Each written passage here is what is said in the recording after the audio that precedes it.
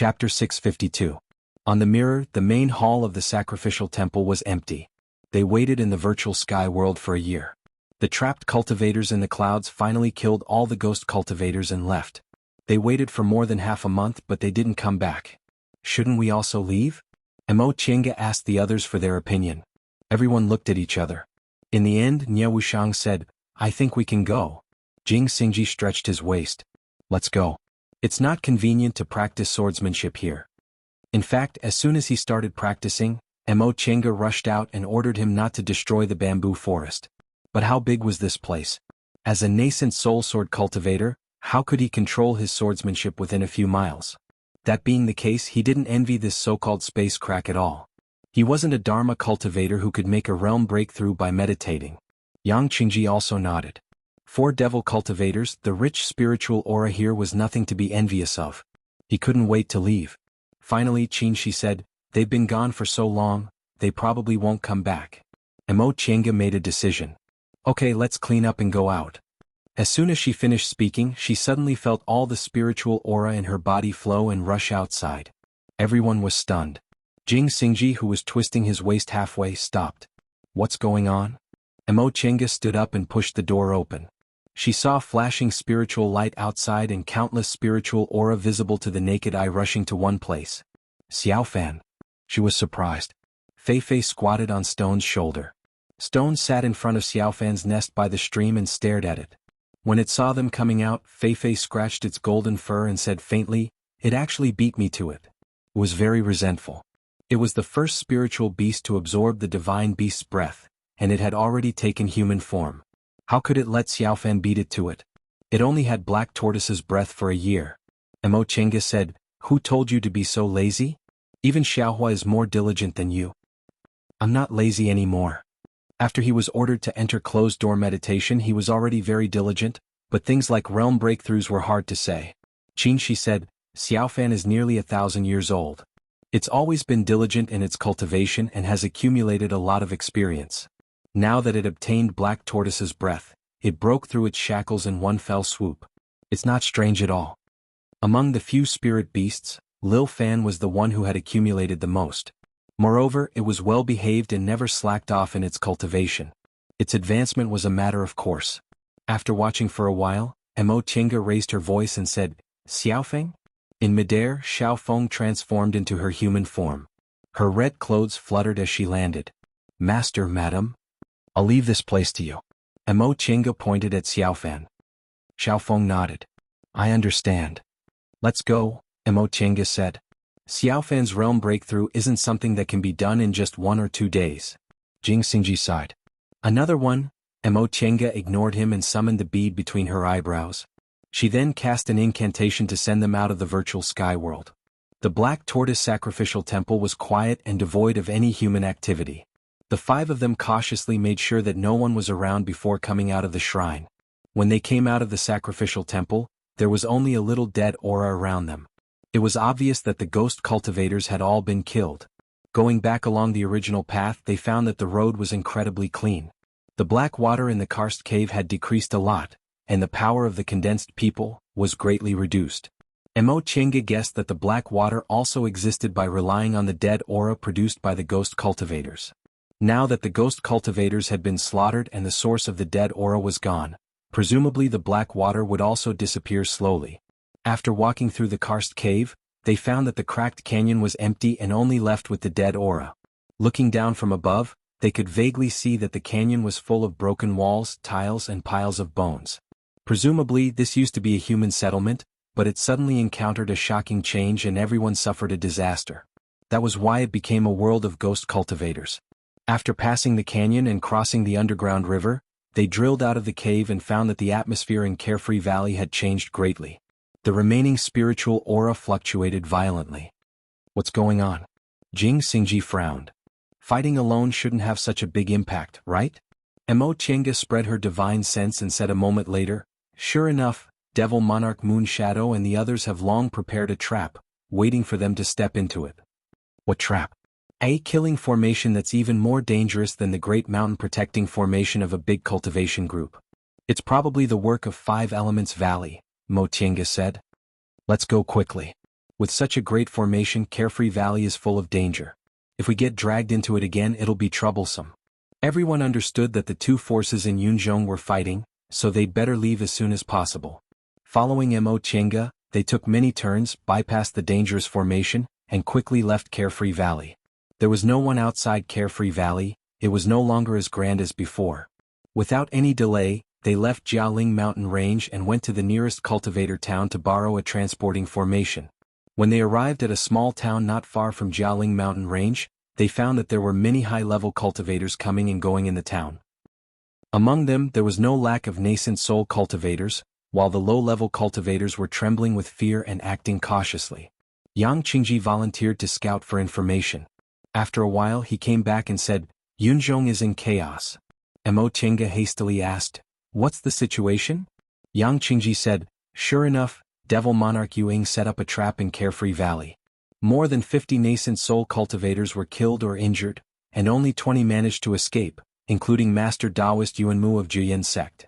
In the past year, Yu Mountain Academy, Danxia Sect, and 5 Elements Valley put pressure on Juyin Sect. Nearly 10 nascent soul cultivators from Juyin Sect went missing, and the people of Juyin Sect were in chaos. Fortunately, they had a solid foundation and Master Taoist Iron Mask oversaw the situation, so they managed to hold on. As soon as Master Taoist Yuanmu escaped and returned to Juyin Sect, he declared war on the 3 great sections." "Ah," Nie Wushang said in surprise, "although Juyin Sect is powerful, how can they fight against the 3 great sects? Are their losses serious?" "It doesn't seem serious. Juyin Sect didn't announce how many casualties they suffered. Juyin Sect naturally wouldn't announce this kind of information. However, judging from their confident looks, their losses shouldn't be big." Qin Shi said slowly, "The nascent soul cultivators who escaped from Carefree Valley all chose to stand on Juyin Sect's side. The 3 great sects schemed against them, so how could they tolerate this? In this way both sides can stand on equal footing." "Exactly." Yang Qingji nodded. "The Devil Path and the Buddhist Path aren't calm either. Night Owl City also declared war on Moon Shadow City. Venerable Xuxiang and Devil Monarch Night Frost joined hands to attack Moon Shadow City. There's also Old Donkey Ma." In the end he sighed. "Most of the forces in Yunzhong are involved. Presumably, it won't be peaceful for at least several decades." "What about Lingyan?" Mo Chenga asked. "Do you have any news about him?" "He's fine," Yang Qingji said faintly. "It can be said that he profited from a disaster and regained Master Taoist Yuanmu's trust." Mo Chenga nodded. She felt relieved if that was the case. The 5 of them were silent for a while. In the end, Mo Chenga said, "Fellow Taoist Yang, what do you plan to do next?" Yang Qingji said without hesitation, "I don't want to get involved in Yunzhong's affairs, but if you have any news about the sacrificial temple, please allow me to go with you." Mo Chenga nodded. After fighting side by side this time, Yang Qingji proved his trustworthiness with his actions. They had no reason to refuse such a helper. "Shall we go back to Yunzhong?" She turned to look at Qin Shi. Qin Shi uttered an N, and said, "Yunzhong is in chaos, so it'd be better for us to leave. What about you?" He looked at Jing Xingji and Nie Wushang. Nie Wushang said, "I want to enter closed-door meditation for a while, then I'll go back to Yunzhong to solve a matter." She looked calm. Obviously, she had already thought about it carefully. Mo Chenga thought for a moment and immediately knew what matter Nie Wushang wanted to solve. She looked at her and said, "If you need help, come to me." Nie Wushang nodded then smiled. "I'm afraid I won't have this chance. I have to do this matter myself." That was her own karma. Mo Chenga also smiled and patted her shoulder. "Then I wish you all the best. What about you? Are you willing to accept my suggestion?" Qin Shi looked at Jing Xingji. Jing Xingji stretched his body then said, "I'll go back with you." He seemed to say it casually without the slightest hesitation. Presumably he'd thought about it for a long time. Qin Shi was surprised to see him agree. "You've thought it through?" Jing Xingji smiled faintly. "You're right. At this critical moment, what's the use of thinking about those things? Gujin Sect is my beginning. I want to go back and take back everything my master lost." Perhaps he didn't have the same reverence for Gujin Sect anymore, but there were people he respected in Gujin Sect. Whether it was his late master or venerable swordsman Yuanying, he didn't want their efforts to go to waste. If it was really like what they said, that the world would be destroyed after the world fell into chaos, he still wanted to go back to Gujin Sect. "Hey, if you go back to Gujin Sect, what's your title? Venerable Swordsman Xingji?" I know I have to pick up goosebumps. Jing Xingji rolled his eyes at Mo Chenga and said, among our Gujian sect's titles, some are names, some are Taoist names, and some are sword names. I've never taken a Taoist name, so I'll naturally take my sword name as my title. Although Gujian sect was also based on Taoist laws, it wasn't like orthodox Taoist groups where core formation cultivators took Taoist names, Tao masters and Lord Taoists. Whether they took Taoist names or not was entirely up to them. Among Venerable Swordsman Nascent Soul, Yuaning was his name, Fuling and Zhongguang were his Taoist names, and Xiaohe was his sword name. Jing Xingji's name was 3 characters, and he didn't have a Taoist name, so he naturally followed the habit of taking his sword name as his title and took it as Venerable Swordsman Stillwater. Venerable Swordsman Stillwater, Venerable Swordsman Stillwater. Mo Chenga repeated it twice and held back her laughter. They really match. Jing Xingji ignored her. Congratulations. Nie Wuxiang nodded at him with a smile. Jing Xingji, who was used to Nie Wuxiang's sarcastic remarks from time to time, felt awkward and asked cautiously, are you normal? Nie Wuxiang stopped smiling and said seriously, do you want to change your sword name? If there's nothing else, let's go. Qin, she said, our group is too eye-catching, so we better not stay here for too long. Mo Chenga nodded and said, let's leave a message for Ling Yunhe. After all, he's now our companion. No one objected. Mo Chenga thought for a moment, then said to Nie Wuxiang and Yang Qingji, you two have the primordial devil great technique, so you'd better leave Yunzhong to avoid running into Moon Shadow Devil Monarch. Yang Qingji said, I still have some things to deal with. After I'm done, I'll leave Yunzhong and maybe go to the Celestial Pole.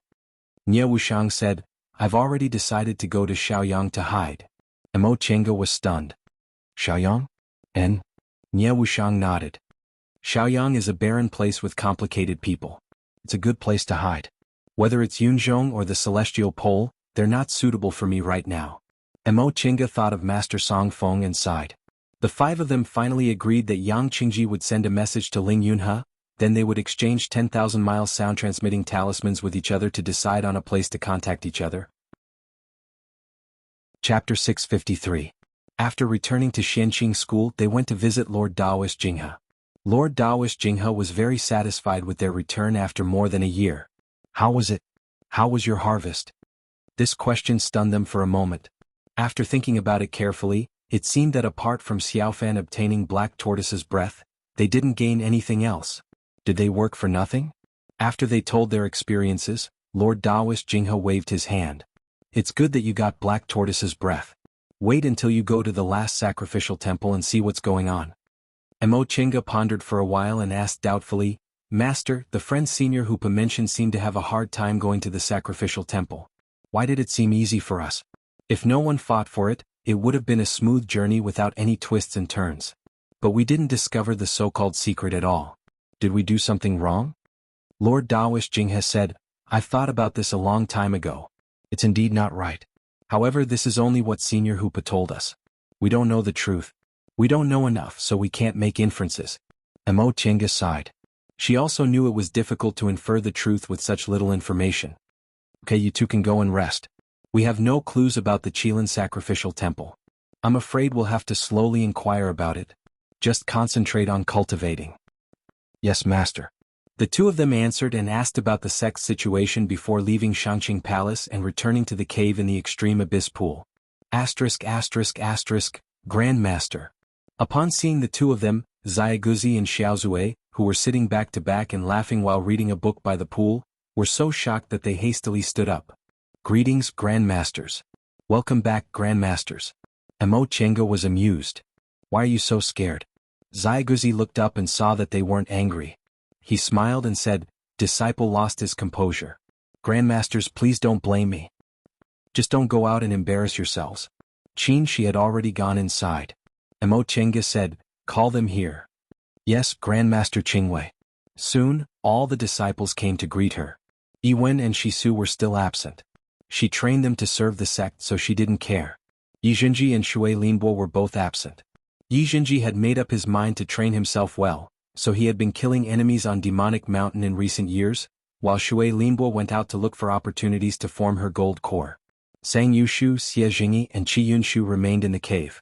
Hearing the news, the 3 of them hurried over to pay their respects. The 2 of them carefully asked the disciples about their homework and were quite satisfied. As expected, it was right for them to not only look at aptitude. Other than aptitude, temperament was even more important. Look at these three people. Where else could they find such worry-free disciples?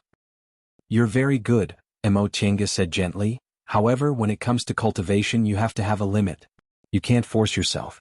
Your foundation isn't very solid, so you mustn't be too hasty. You should know that the age at which you form your gold core or your nascent soul is just an empty title. The most important thing is to walk step by step steadily.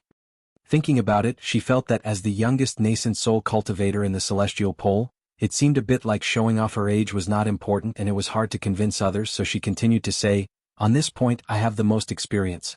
If you can make a realm breakthrough later, when the conditions are right, you'll succeed naturally. Compared to advancing earlier, you'll have fewer hidden dangers and can go further. Her two disciples and Sang Yushu nodded in agreement. They had all heard that when Lord Daoist Qingwei built his foundation, he deliberately slowed down his cultivation speed. At that time they just felt envious, but now they had a different understanding. After teaching her for a while, she sent her three disciples away. The two of them sat opposite each other and didn't speak for a long time. After a long time, Qin asked, "What are you thinking about?" After a while, Mo Chenga answered, "I'm thinking about Yunzhong." "What's wrong?" Mo Chenga took some time to think, then said, "Say, for this kind of thing to suddenly happen in Yunzhong, is it because of fate?" Qin was stunned. She continued to say, "Think about it. What Demon Lord Yuing did was too bold. Did he just want to trigger a melee in Yunzhong? If it were me, since I decided to trap and kill these people, I would make sure no one was left alive." Qin paused and asked, "How do you know Demon Lord Yuing didn't think that way?" "But only half of the trapped cultivators were killed or injured." Qin shook his head. "We only see the result, but we can't see the process. Maybe Demon Lord Yuing originally had a foolproof plan, but it failed." Mo Chenga tilted her head and thought about it. She nodded slowly. "It seems. And what you said makes sense." Qin said, "Of course, it's also possible that there was a problem with their plan, or the strength of the trapped people was beyond their expectations. We're just outsiders and can only see one side of it." Mo Chenga was lost in thought for a while and said, "The world changed and the continents changed positions. We and the demonic cultivators met, which led to a war. Yuan province lost its good position and was connected to the demonic cultivators' continent, so it faced a life-and-death situation. Now Yunzhong is in chaos because of the decline of One Leaf Island and North Pole Island. The world changed because of us. In other words, is it all because of us?" "I don't think so," Qin said faintly. "We still don't know why the world changed. Even if it's because of us, so what? Mortals say that everything is predetermined, let alone something that concerns billions of people in the world. We're just an inducement. Besides, Senior Hoopa said that the world is in chaos and evil thoughts are everywhere. In my opinion, people's hearts are the root of the chaos. Look at Demon Lord Yuing. If he wasn't greedy, why would he do this? Old Donkey Ma, Teacher Yu, and the others are even more so." Mo Chenga thought for a while and sighed. "Forget it. It happened anyway. It's meaningless to look into the cause. Yes, if we want to know the root of all this, we have to solve this mystery. Maybe we'll get the answer when we go to Qilin." Mo Chenga hesitated. "Senior Marshal Brother, do you really think we'll get the answer if we go to Qilin? We've been to 4 sacrificial temples, but we didn't get anything." Qin smiled. "Even so, we have to go to Qilin. We know too little and can do too little. There's nothing else we can do except this." Several days later, news came from Kuanzhong City that Jing Xingji had returned to Gujin sect and was called Venerable Swordsman Stillwater. Mo Chenga giggled. He was really called Venerable Swordsman Stillwater. Speaking of which, his return made Gujin sect overjoyed and Tiandao sect worried. In addition to Venerable Swordsman Yuanying, there were 2 other nascent soul sword cultivators in Gujin sect. They were both in the early stage and seemed to have mediocre aptitudes. Jing Xingji's return happened to fill this gap. He had high aptitudes, strong swordsmanship, young age, and was already in the middle stage of the nascent soul realm, so it was very likely that he would advance to the late stage. As for Venerable Swordsman Yuanying, he was about the same age as Lord Daoist Jinyang. If there were no accidents, he could live for another 600 or 700 years. If Jing Xingji had enough fated chances, this amount of time would be enough for him to advance to the late stage. As long as there were cultivators in the late stage of the nascent soul realm, Gujin sect could always maintain its transcendent position. As for Tiandao sect, they only had 5 nascent soul cultivators. If no more disciples advanced to the nascent soul realm, they would be suppressed by Gujin sect sooner or later. Jing Xingji's return almost made Lu Dingyuan's head turn white from worry.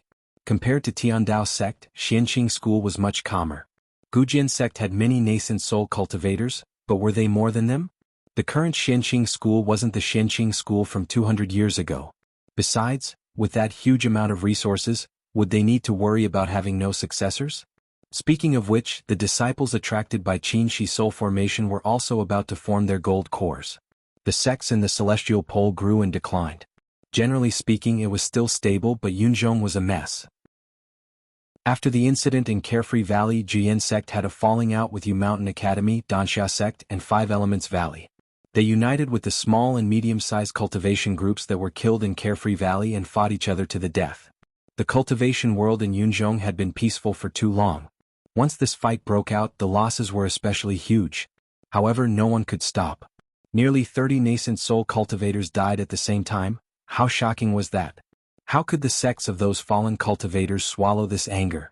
This kind of blood feud would certainly be passed down from generation to generation until one side was defeated or ended by a stronger force. And all of this had nothing to do with Mo Tiange and the others who left Yunzhong. Inside the virtual sky world, the spiritual aura was almost tangible.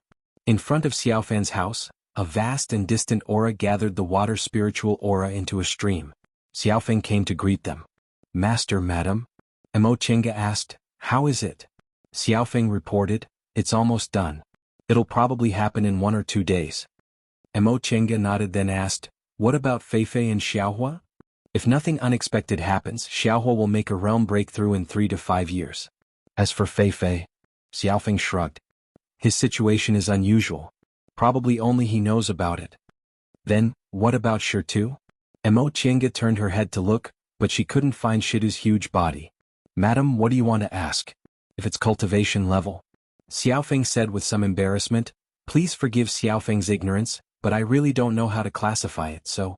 On the surface, Shitu looked like a demonic beast, but its flesh and blood had long changed and now looked like Shitu's.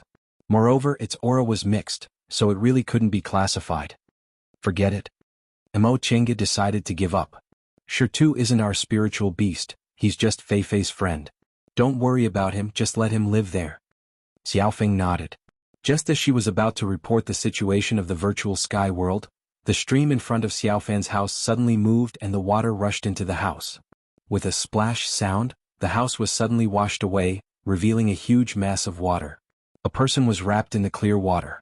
As the water swirled rapidly, it slowly became shallow. When the water ran out, that person slowly fell to the ground. This was a teenager about 18 or 19 years old.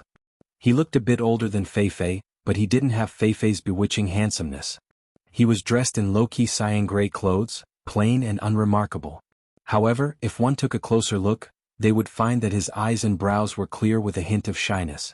His whole body was like water, incomparably clean, making people unable to have any filthy thoughts. Greetings, master. After landing, the teenager stepped forward and saluted Mo Tiange. Seeing Qinshi beside her, he wanted to salute him too, but he hesitated. He didn't know what to call Qinshi, so he showed an embarrassed expression. Seeing this, Mo Tiange smiled and said, Xiaofan? Yes. Xiaofan regained his composure. How was it? Did the transformation go smoothly? And? Xiaofan looked happy and said, I've integrated the black tortoise pearl into my beast core, and all my spiritual aura has been transformed into black tortoise's breath. I'm no different from divine beast black tortoise now. That's good. Mo Tiange felt that his breath was solid, so there shouldn't be any future troubles, so she said, get ready. We're going out to cross the tribulation. Chapter 654. In the sky above Clear Spring Peak, lightning flashed and thunder rumbled. Shocked, Xianqing school disciples rushed out of their caves to watch this amazing scene. Look, what's this? Is someone forming his gold core? No. Another disciple curled his lips. Last time Martial Uncle Dingguan formed his gold core, it wasn't like this. What? What's that? The wind was so strong that they couldn't even stand stably. Before they could chat, a core formation cultivator flew into the air and shouted, all disciples return to your caves and activate the defensive formation. No one is allowed to go out without orders. His voice was enhanced by a spell. It traveled far and wide and repeated several times. The aura refining and foundation building disciples returned to their immortals' caves with doubts in their hearts. In the end, they were all guessing what kind of extraordinary thing had happened. After the low-level disciples returned to their caves, Xianqing School's great mountain protecting formation was activated. Except for Lord Taoist Lingxi, who was in closed-door meditation, the other 4 nascent soul Lord Taoists who stayed in the sect all appeared in the air above the main peak. They stood in 4 corners with a teenager in a green and gray robe in the middle. After the dark clouds gathered, the first thunder fell. The earth-shattering feeling made the low-level cultivators panic. However, when they thought about the nascent soul patriarchs in the sect, they all calmed down and meditated in the cave abode, waiting for news. Mo Chenga and the others had already experienced the shape-shifting heavenly tribulation. Now that they were inside the sect, there was a great mountain protecting formation above them, and there were 4 nascent soul cultivators watching over them from below. Although the commotion was big, it was stable. Xiaofen's heavenly tribulation was the same as Xiaofeng's. Not only did it have 10 tribulations, but it also had golden lightning in the end. Presumably, it was because he inherited the divine beast and had the bloodline of the black tortoise. Half a day later, the clouds in the sky dissipated, revealing a clear sky. The great mountain protecting formation returned to its half-open state.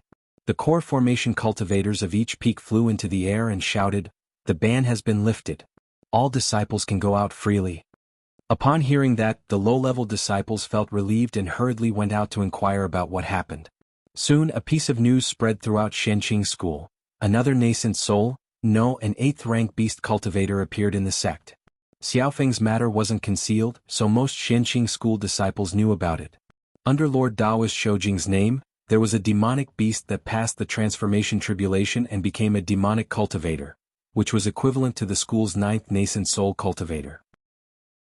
Now, another demon beast under Dao Lord Qingwei had advanced to take on a human form and was equivalent to the 10th nascent soul cultivator. Many of the disciples were overjoyed by this news.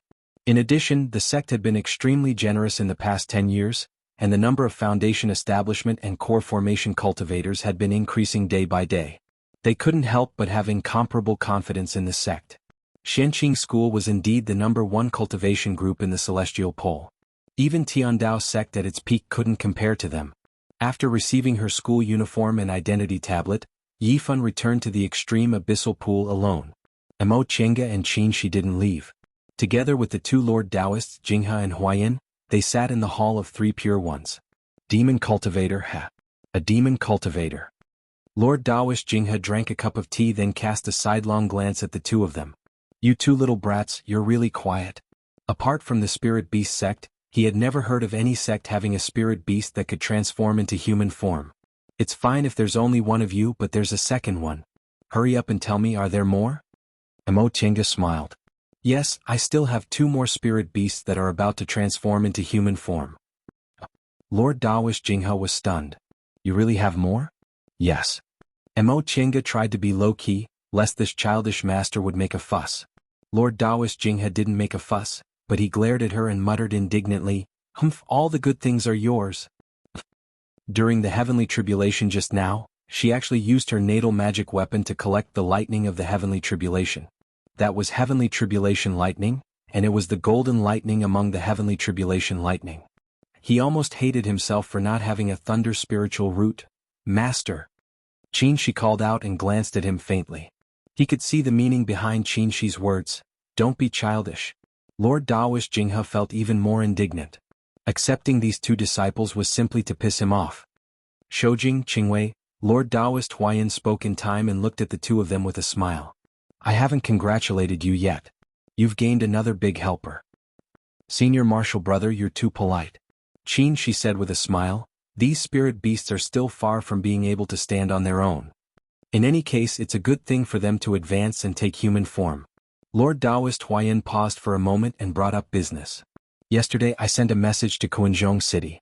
Senior Marshal Brother Xinjiang was very happy and told us to do everything as usual and ignore other things. They'll handle it." "Do everything as usual?" Mo Chenga looked up. "Yes." Lord Daoist Huayan stared at them gently.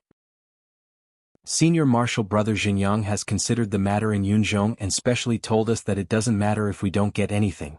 Man proposes, God disposes. Senior Marshal Brother Xinjiang also thinks that everything can only be concluded after we find the Qilin. The sect has been looking for clues about the Qilin. You two just need to cultivate. Only when you have enough strength can you be prepared. Yes, Mo Qingge and Qin Shi answered at the same time.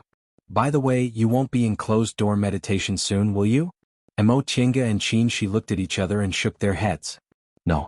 Then you should spend more time teaching your disciples. In any case, we're the nascent soul Lord Taoists of the sect. Teaching them casually might be the best way to heaven for those disciples. Yes, I'll follow Senior Martial Brother's instructions. Mo Qingge secretly glanced at Lord Taoist Jinghe, who was still angry and ignoring them, and thought to herself, Senior Martial Brother Huayan is acting like a teacher. Master, you can forget about it.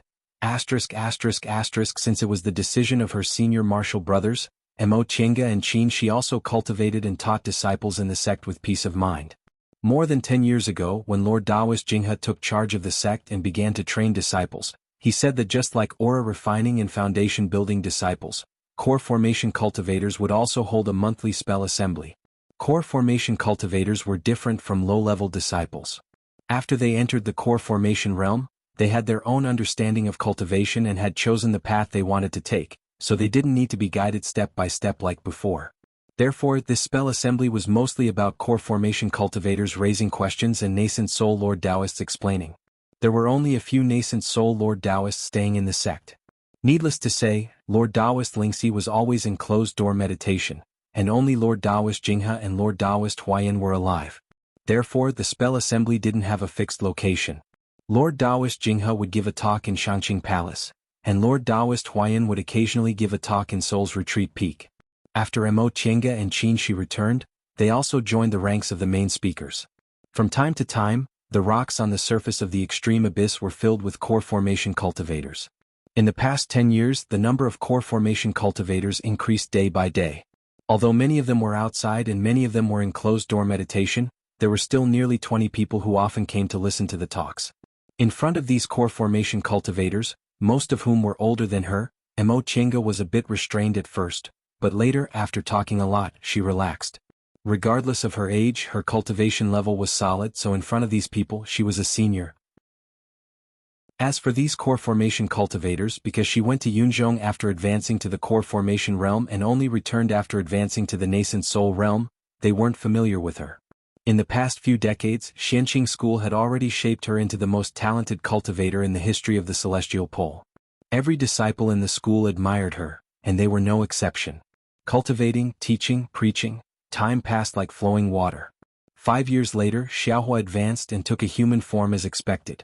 Xiaohua was only about 200 years old. After taking a human form, it looked like a 14 or 15-year-old girl, lively and quick-witted, completely different from Xiaofeng's amorous style. Feifei was already numb to Xiaohua's transformation, but when Mo Qingge laughed at it, it just sneered, turned around, locked itself in the hut, and went to work hard. Feifei's seclusion lasted 10 years. Feifei was the first spiritual beast to obtain the divine beast's breath. If it had a good foundation and the Feifeis were a clan that focused on divine comprehension, Xiaofan and Xiaohua wouldn't have advanced to the 8th rank before them. After 10 years of meditation, it finally absorbed the white tiger's breath completely and rushed to the 8th rank in one fell swoop. Feifei's 8th rank heavenly tribulation was still helped by Lord Taoist Jinghe and Lord Taoist Huayan. With Xiaofan and Xiaohua in front, the two of them and the low-level cultivators below them were already used to fighting against heavenly tribulations. Except for those who entered the school within 10 years, all the disciples closed their immortals' caves, opened the defensive formation, and waited for the heavenly tribulation to pass. This time, Feifei's heavenly tribulation also had 10 tribulations, and its power was a bit stronger than that of the other 3 divine beasts. Mo Qingge thought it might be because Feifei had the bloodline of a divine beast. After Feifei's heavenly tribulation, news came from Kuanzhong City that the Immortal Alliance intended to launch a strong attack on the beast cultivators and beat them back in one fell swoop. This would give the Celestial Pole several decades or even hundreds of years of peace so that they could recuperate and concentrate on dealing with the devil path. For this reason, the Immortal Alliance summoned all the nascent soul cultivators to Kuanzhong City. Lord Taoist Jinyang ordered that the sect would be handed over to Mo Qingge, Qin Shi, and Lord Taoist Lingxi, while Jinghe and Huayan would go to Kuanzhong City. After receiving the order, Lord Taoist Jinghe and Lord Taoist Huayan gave a few simple instructions and set foot on the transporting formation to Kuanzhong City. ******, the 3 islands of Shaoyang. In the hearts of the cultivators in Yunzhong and Yuanzhou, Shaoyang was the most dangerous place they didn't want to go to. Compared with the orderly order in Yunzhong and Yuanzhou, Shaoyang was a place without laws and rules at all. Murder and robbery were commonplace here. There was only one rule in living here: the winner takes all. Originally, Yunzhong was in the middle, Yuanzhou was in the east, and Shaoyang was in the west, forming a line. After the world changed, Yunzhong moved to the north, Yuanzhou moved to the southwest, and Shaoyang moved to the east. Now Shaoyang was in the middle, Yunzhong was in the north, and Yuanzhou was in the south. Now Shaoyang and Yunzhong were separated by the original South Sea of the Celestial Pole. There were no islands, and the sea area was dangerous, which was equivalent to cutting off contact. On the other hand, Yuanzhou, because of its numerous islands and relatively calm sea area, became the favorite target of plunder for cultivators in Shaoyang. From time to time they would invite their friends and relatives to go to Yuanzhou for a few days to rob, kill, and seize treasures. They would have fun and didn't even need to pay for the trip. This led to two consequences. First, the living standards of the cultivators in Shaoyang rose sharply. Second, the fighting standards of the cultivators in Yuanzhou rose sharply. Aside from the disharmonious process, the result alone seemed to be, everyone was happy and it could be said that everyone got something. Nie Wuxiang lived a very comfortable life here.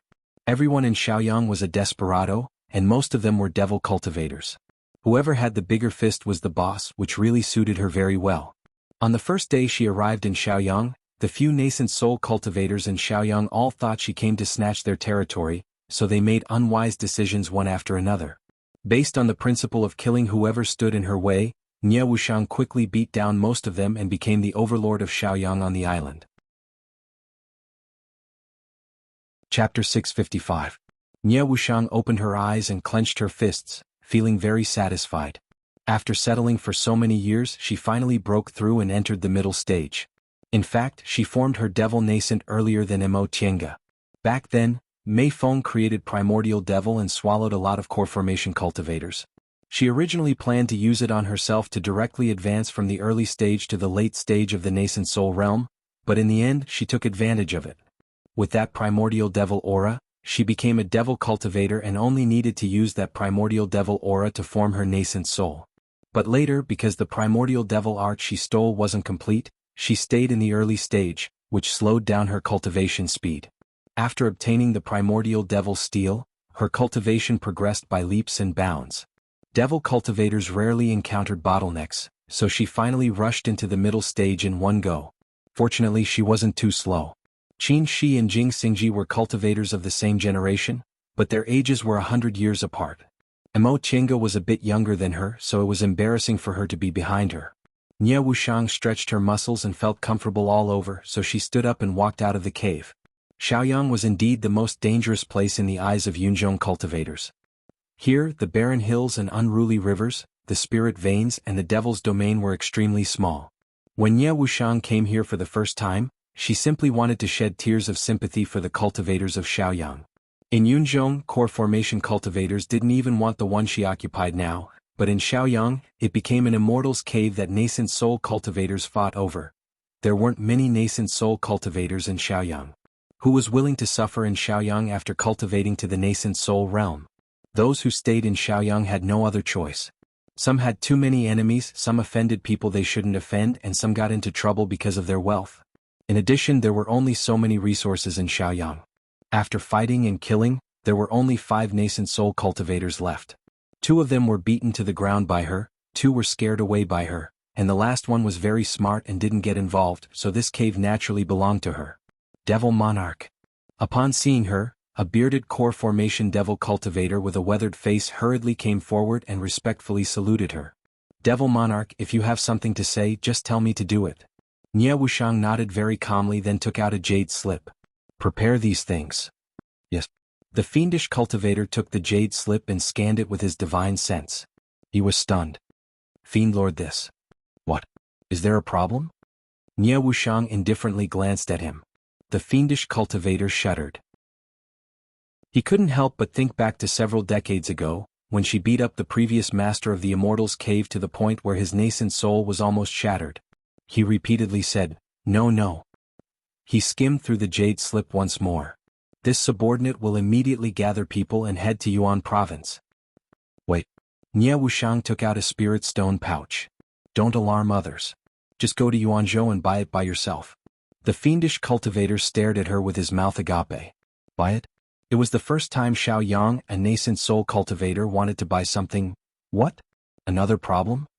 Nie Wuxiang slowly clenched her fists. I wouldn't dare. The fiendish cultivator took the bag of spirit stones. I'll do it immediately. I guarantee that no one will find out. Nie Wuxiang nodded in satisfaction. Go. Yes. The fiendish cultivator didn't dare to say another word and eagerly left. After watching him leave, Nie Wuxiang stood for a while before returning to her cave and sitting down cross-legged again. The middle stage of nascent soul plus those things were more or less enough. She didn't dare to wait until the late stage of nascent soul. By that time, his injuries would most likely have already recovered, right? She knew his strength too well. If she let him recover his cultivation level, it would be very difficult for her to have another chance. At that time she could only wait for his lifespan to run out and she would pass away. If that was the case, this knot in her heart would never be untied. Nie Wuxiang once again clenched her fists, her gaze firm and resolute. She must personally knock him down and give herself a new life. In less than a month, the core formation devil cultivator returned from Yuan province. He respectfully presented the Qingquan bag and the remaining spirit stones. Devil Monarch, this subordinate didn't fail you. Nie Wuxiang took the Qingquan bag, checked it one by one then nodded. Good, you did well. You can be considered conscientious for several decades. Since you're so obedient, I can promise you one request. The core formation devil cultivator was overjoyed and hurriedly bowed. Thank you, Devil Monarch. Nie Wuxiang said faintly, before I leave Small Sun City I'll keep my promise. You can think it over before coming back. The devil cultivator was stunned. Devil Monarch, you want to leave Small Sun City? Nie Wuxiang slightly raised her eyes and looked at the void, not answering for a long time. Just when the devil cultivator thought she wouldn't answer, she said, You'd better tell me earlier, lest I can't fulfill my promise in time. Devil Monarch, say it. The devil cultivator said, Devil Monarch should know that this subordinate was seriously injured many years ago, so my devil core was damaged and it's hard for my cultivation level to advance. I know. Without waiting for him to finish, Nie Wuxiang said, I can help you repair your devil core, but that's all. The devil cultivator was overjoyed. Thank you, Devil Monarch. Thank you. Nie Wuxiang looked at him thanking her profusely and sighed inwardly. This subordinate voluntarily came to her after she occupied the island. She took a fancy to him because his devil core was damaged and he was simple-minded. The reason why his devil core was damaged and he was stranded in Small Sun City was because of his sad past.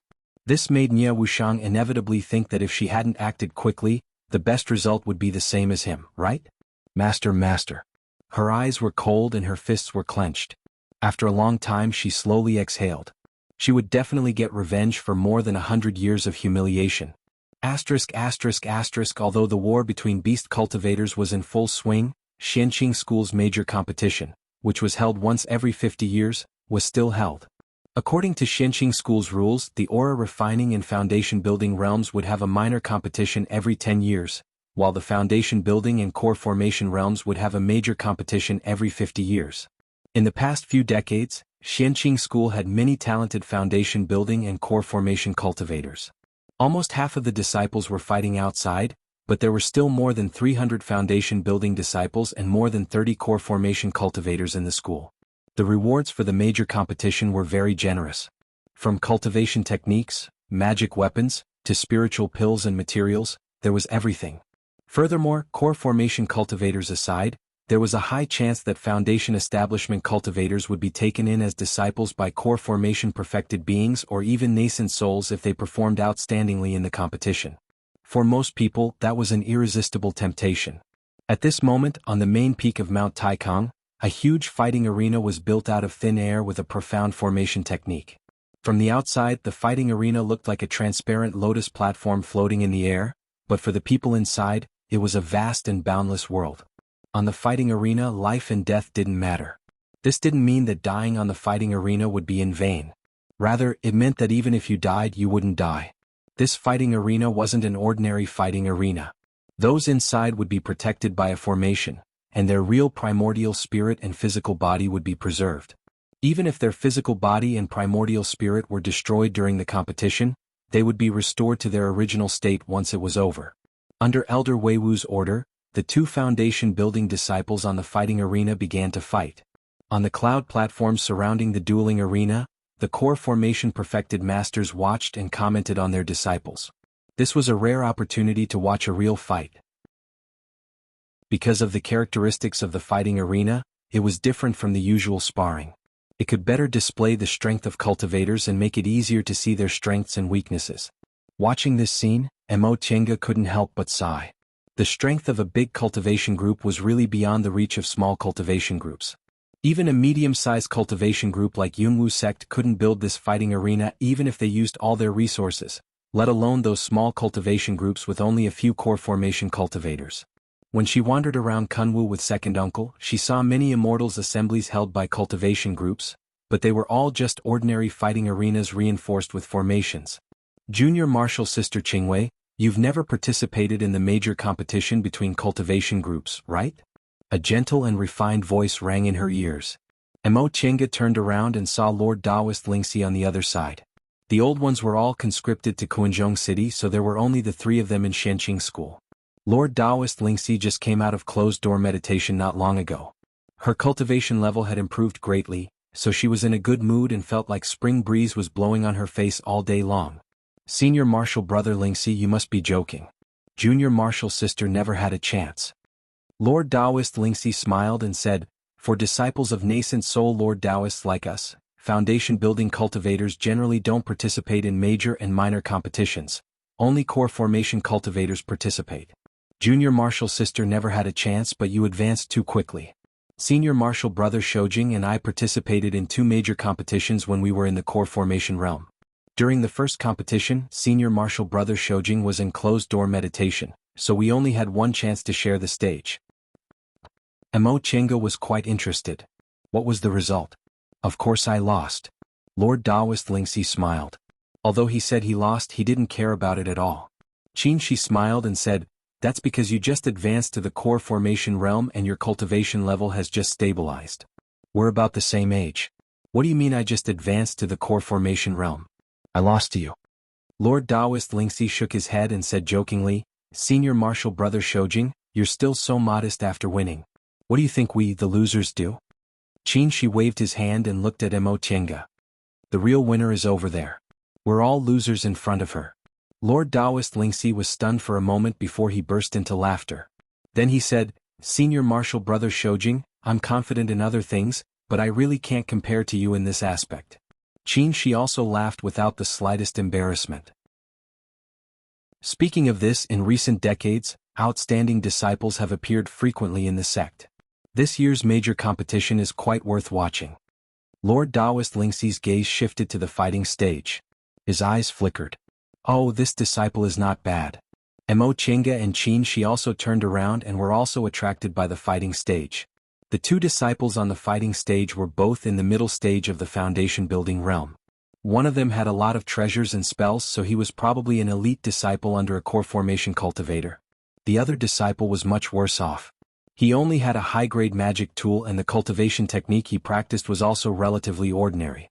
Of these two disciples, the former was suppressed and beaten, which was really strange.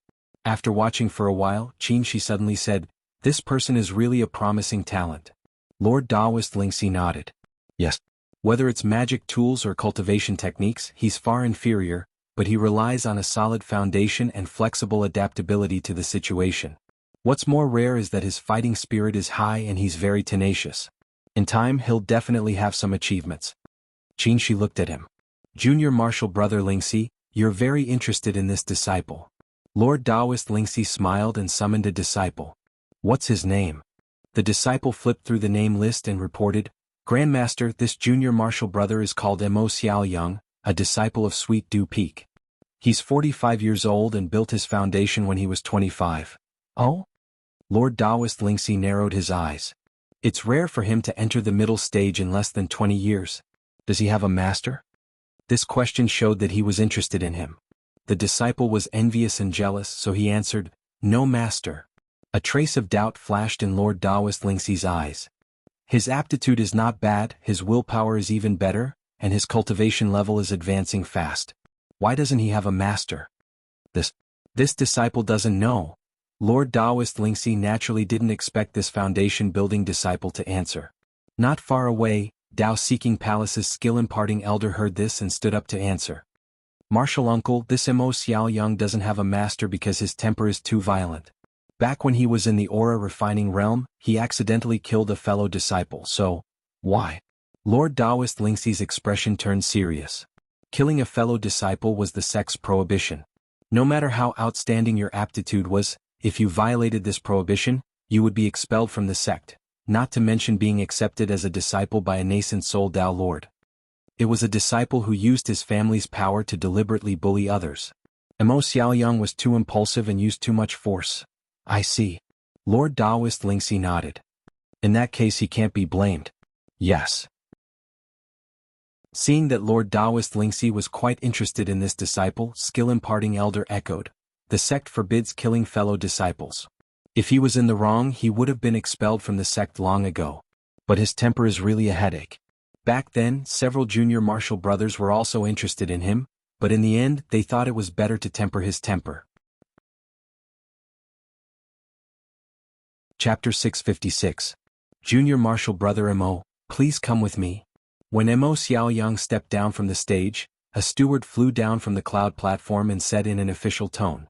All the disciples were filled with envy and jealousy when they saw this scene. All of them understood what this meant. Someone must have taken a fancy to Mo Xiaoyang's performance and intended to take him as a disciple, so they summoned him for questioning. As long as he seized this opportunity and performed well, he would be able to ascend to the heavens in a single bound and become the disciple of a high-level cultivator. Mo Xiaoyang was expressionless. He followed the steward and flew to the cloud platform. Greetings to the three grandmasters and martial uncles. He was a little surprised to be led to the three nascent soul Lord Taoists, but he didn't panic. He didn't lack etiquette, but he didn't show too much respect on his face. Lord Taoist Lingxi didn't mind at all and still said with a smile, Mo Xiaoyang, I have a question to ask you after watching your fight. Mo Xiaoyang bowed. Yes, please ask, Grandmaster. Lord Taoist Lingxi said, which do you think is more important? Temperament or aptitude? Mo Xiaoyang was stunned.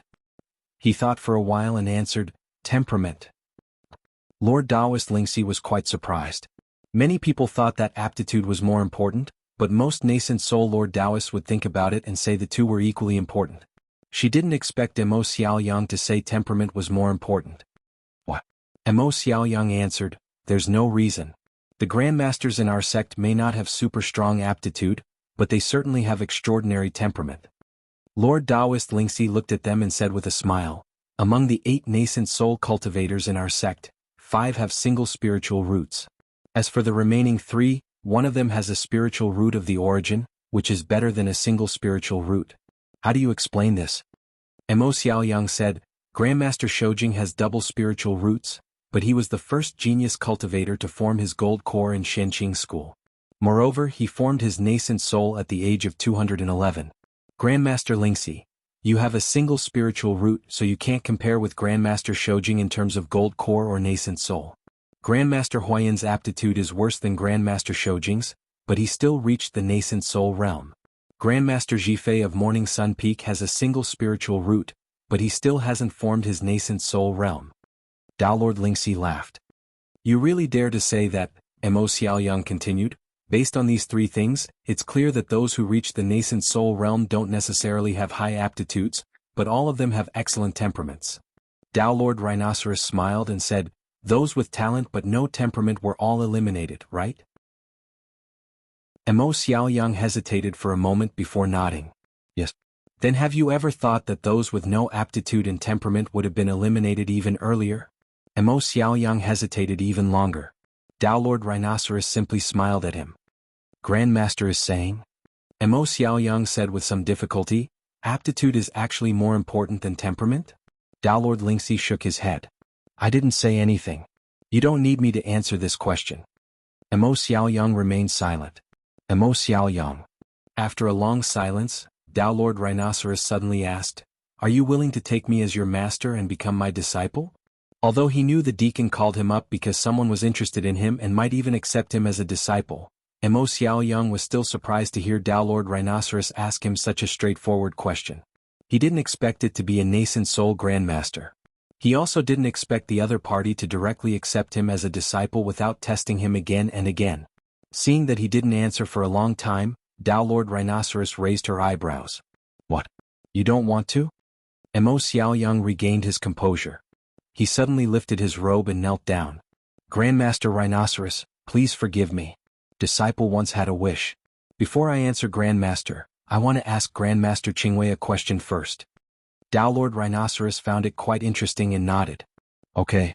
Mo Xiaoyang raised his head and stared at Mo Qingge. Something flashed in his eyes, like admiration and desire. He said, May I ask if Grandmaster Qingwei still remembers Disciple?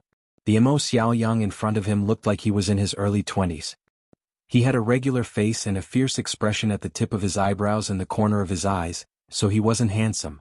However, the fierceness he exuded was exactly the same as in Mo Xiaoyang's memory. Mo Qingge nodded calmly.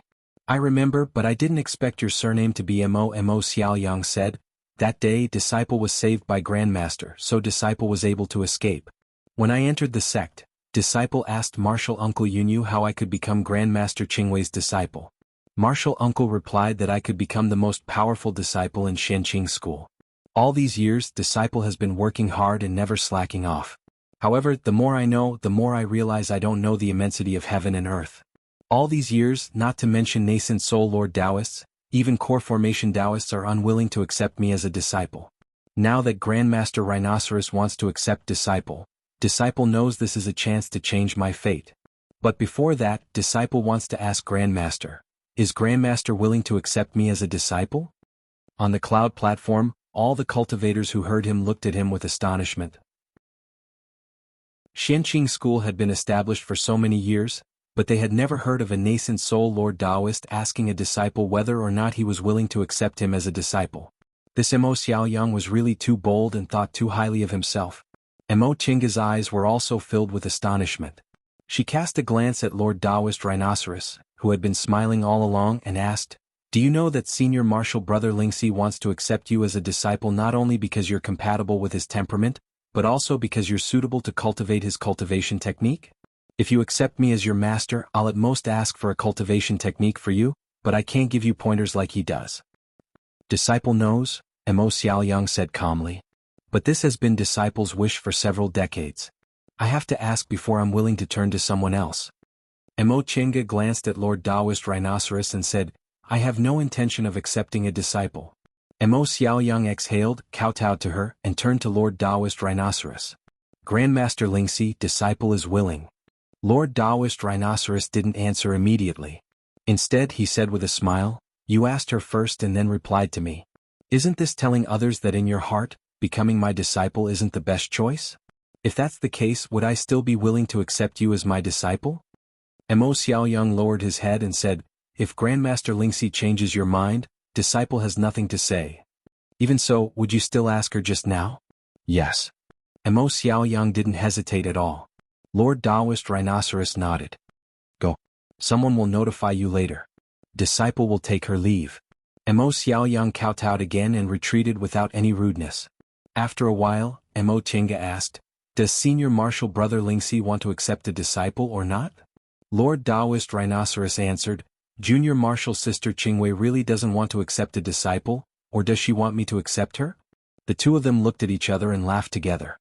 Lord Taoist Rhinoceros said, He said without hesitation that temperament is important, which means temperament is more important in his heart. His aptitude isn't bad, so it can be considered a pass. Temperament is only good for him. Moreover, what I value more is that he can face his heart directly.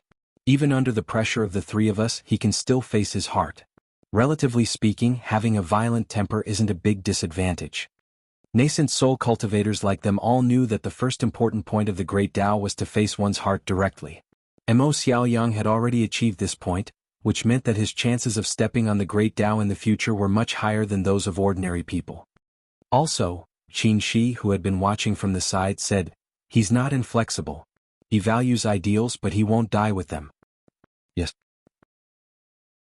Lord Taoist Rhinoceros said with a smile, A firm belief is necessary, but it can't be the same. If you don't know how to size up the situation, you'll also be eliminated by reality. In short, Congratulations to Senior Marshal Brother Lingxi for accepting a good disciple. Mo Chenga cupped her hands. Congratulations. On the first day of the competition, Lord Taoist Rhinoceros accepted a disciple. This news inspired many disciples and made them even more enthusiastic about the competition. 5 days later, all the foundation building disciples finished competing. There were about a dozen disciples who successfully worshipped high-level cultivators as their masters. Unfortunately, the others were all core formation masters.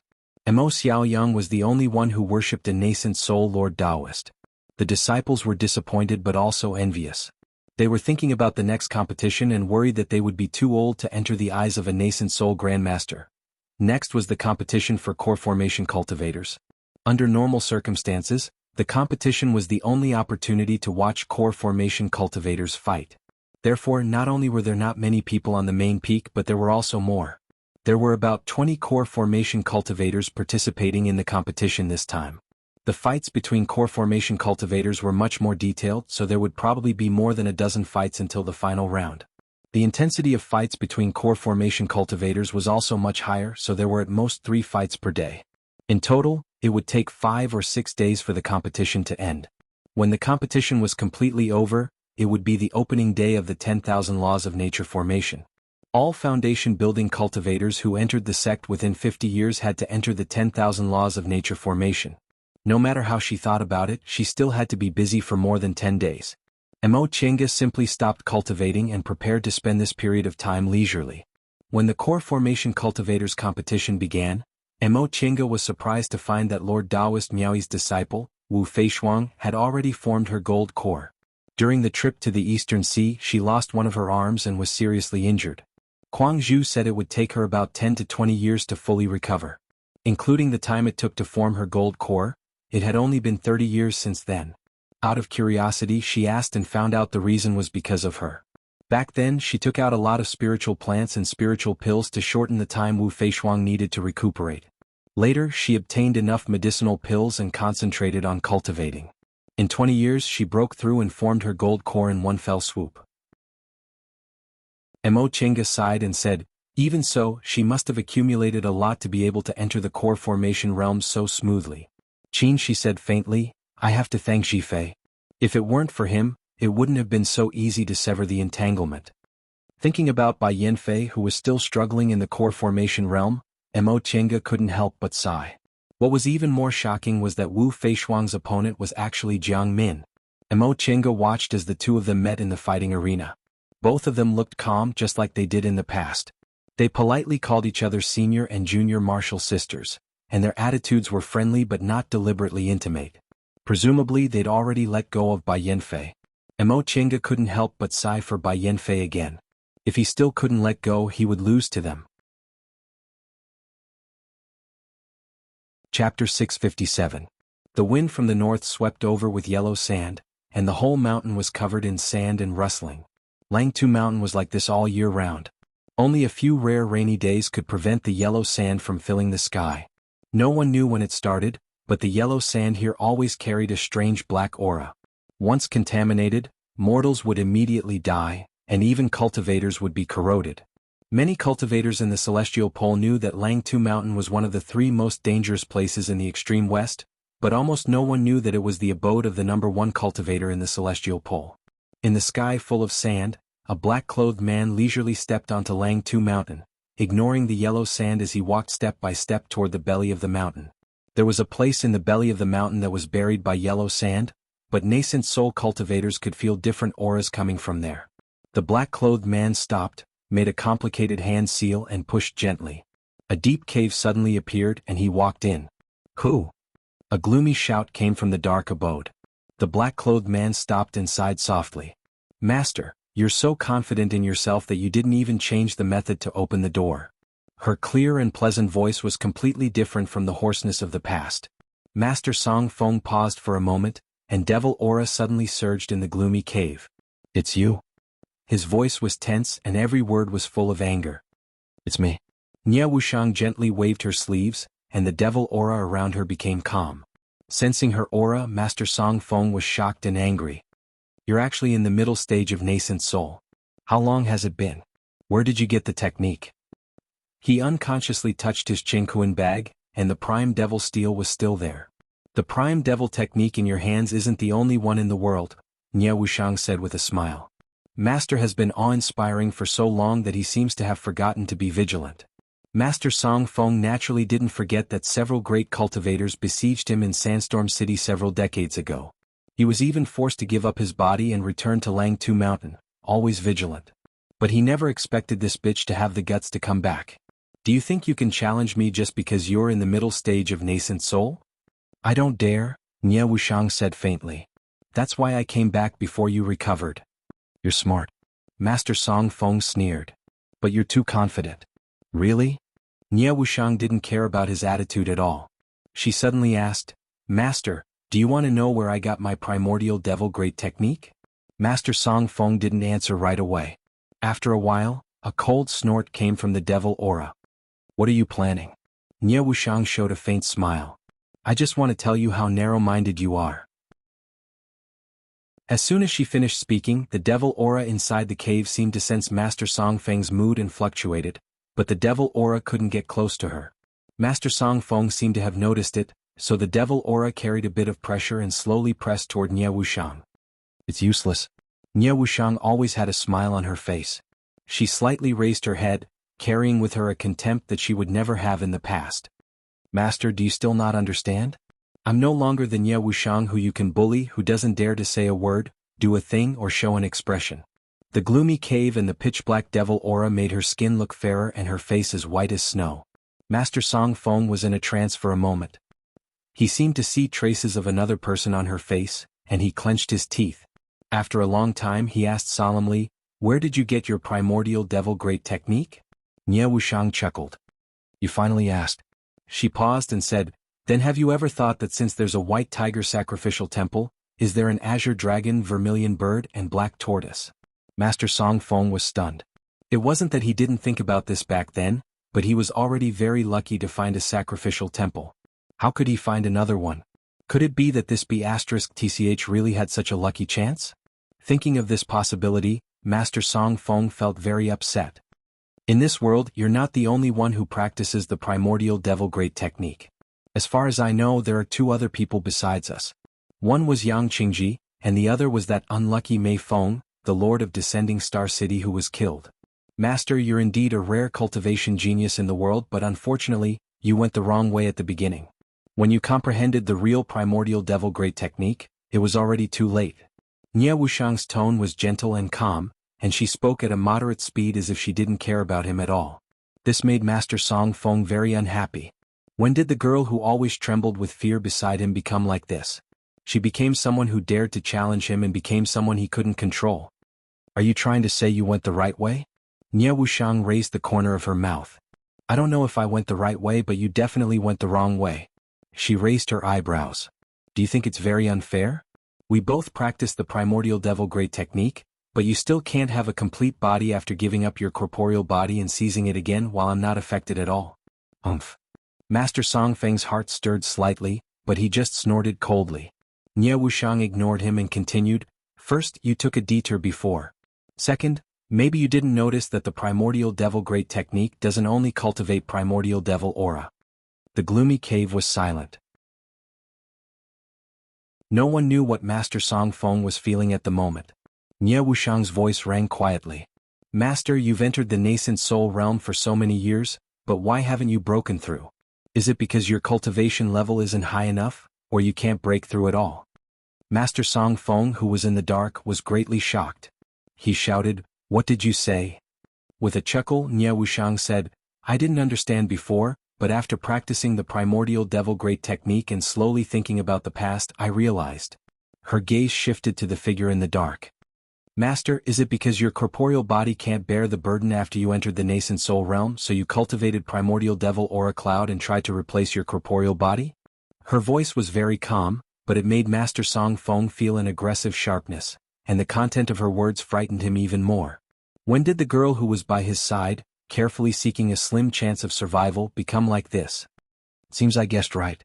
After waiting for a long time for no answer, Nie Wuxiang smiled. You comprehended the wrong technique at the beginning, giving the dead aura a chance to corrode your corporeal body. If you made a prompt decision to seize a body to be reborn, you could have cut off all hidden dangers. Unfortunately, you didn't know at that time. By the time you realized something was wrong, it was already too late. The dead aura even corroded your primordial spirit. A smile hung on Ye Wuxiang's face, but her gaze became sharper and sharper. So, even if you seized a body, you're still a skeleton. As soon as he finished speaking, the devil chi suddenly spread out, forcing away the original aura, revealing a figure sitting cross-legged on a stone platform. This figure was so thin that he could barely hang on to his clothes. When he raised his face, there was a mixture of blood-red rotten flesh and white bones, creating a nauseating scene. "Master, long time no see," Nye Wuxiang said softly. "Umph." Primordial devil aura surged again, attaching to the skeleton. Before long, it once again turned into a black cloud, looking exactly the same as Master Songfeng's usual appearance. Right after that, a powerful aura spread out and pressed down on Nye Wuxiang. Nye Wuxiang's eyes were cold. She made a hand seal with both hands and mobilized the devil aura to resist Master Songfeng's spiritual pressure. "You're really her daughter," Master Songfeng said hoarsely. "I underestimated you." Nye Wuxiang's heart stirred and she slowly asked, "Master, it's been so many years. Have you ever thought about my mother?" The primordial devil aura in the cave fluctuated imperceptibly. Nye Wuxiang continued, "When you beat and tortured me, were you thinking about my mother?" "Shut up," Master Song Feng shouted in a low voice. "If you want to die faster, continue talking." Nye Wuxiang smiled. "Do I look a bit like my mother? That's why every time you tortured me you called me a bitch. Unfortunately, you won't be able to scold my mother. Do you regret killing her so decisively?" The devil aura surged more violently, and Master Songfeng's voice rang out in a low voice. "What do I regret? That bitch received her retribution long ago. She had an affair behind my back, but unfortunately, that man didn't take responsibility at all. How do you think I found you and your mother? That man told me himself." Nye Wuxiang's gaze changed and her smile disappeared. "But don't worry, I've already killed him. People like him deserve to die." "Ah!" Master Song Feng burst into laughter.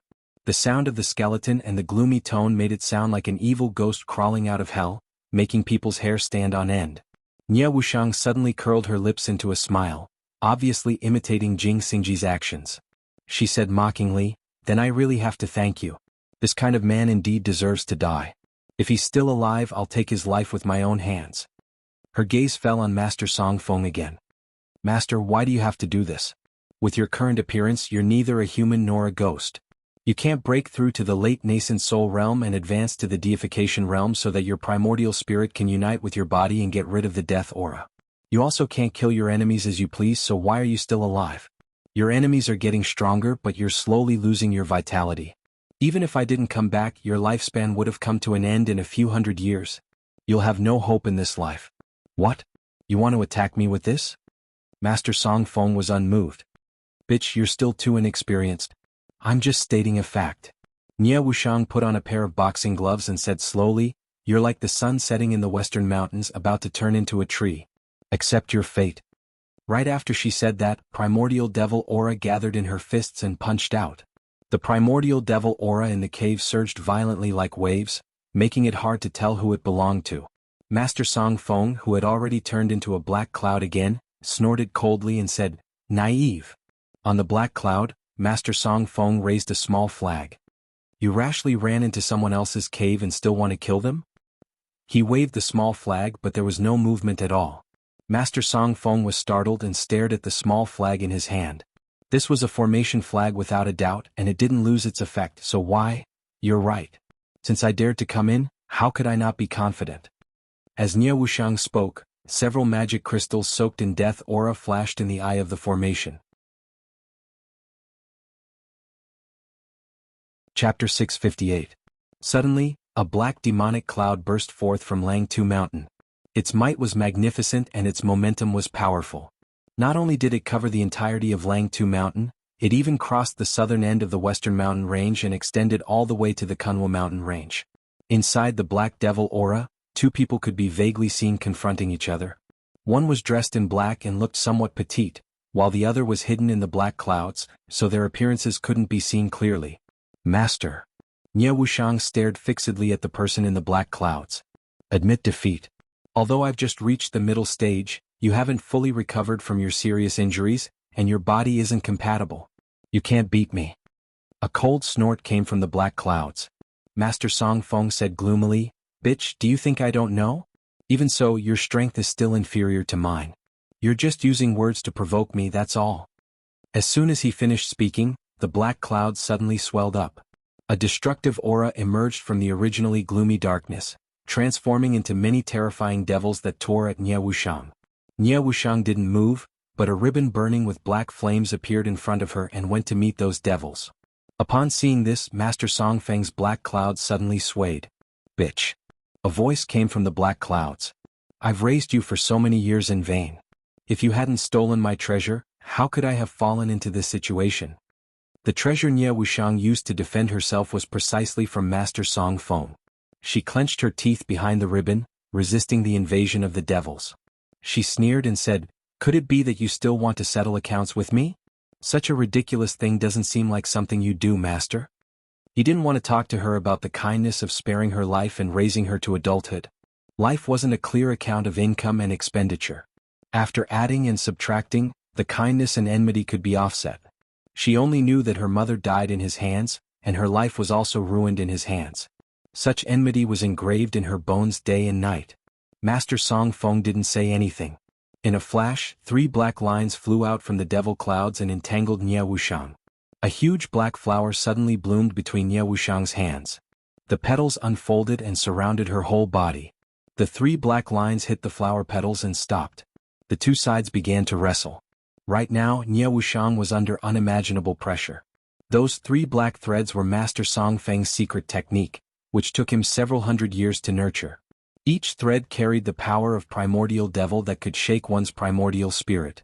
Every time he used it, he would consume his own cultivation, so Master Song Feng wouldn't use it easily. But today not only did he use this technique, but he even used all 3 techniques at the same time.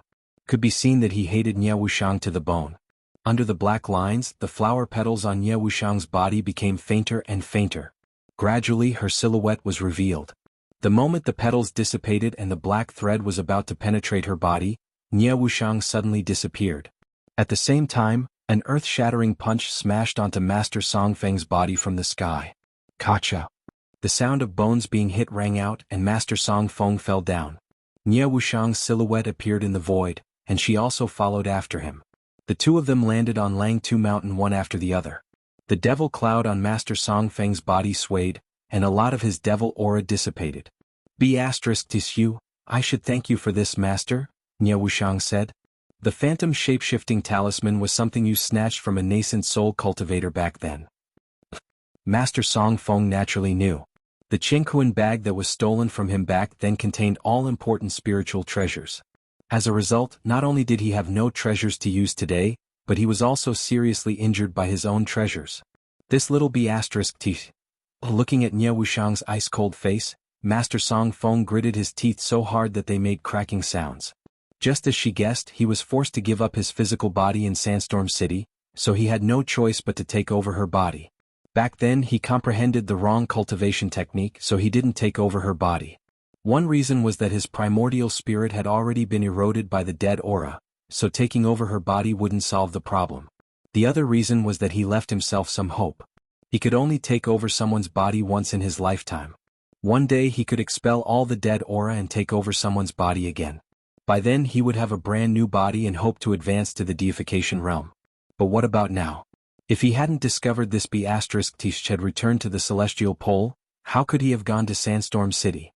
How could he have been besieged by those old guys? How could he have given up his physical body?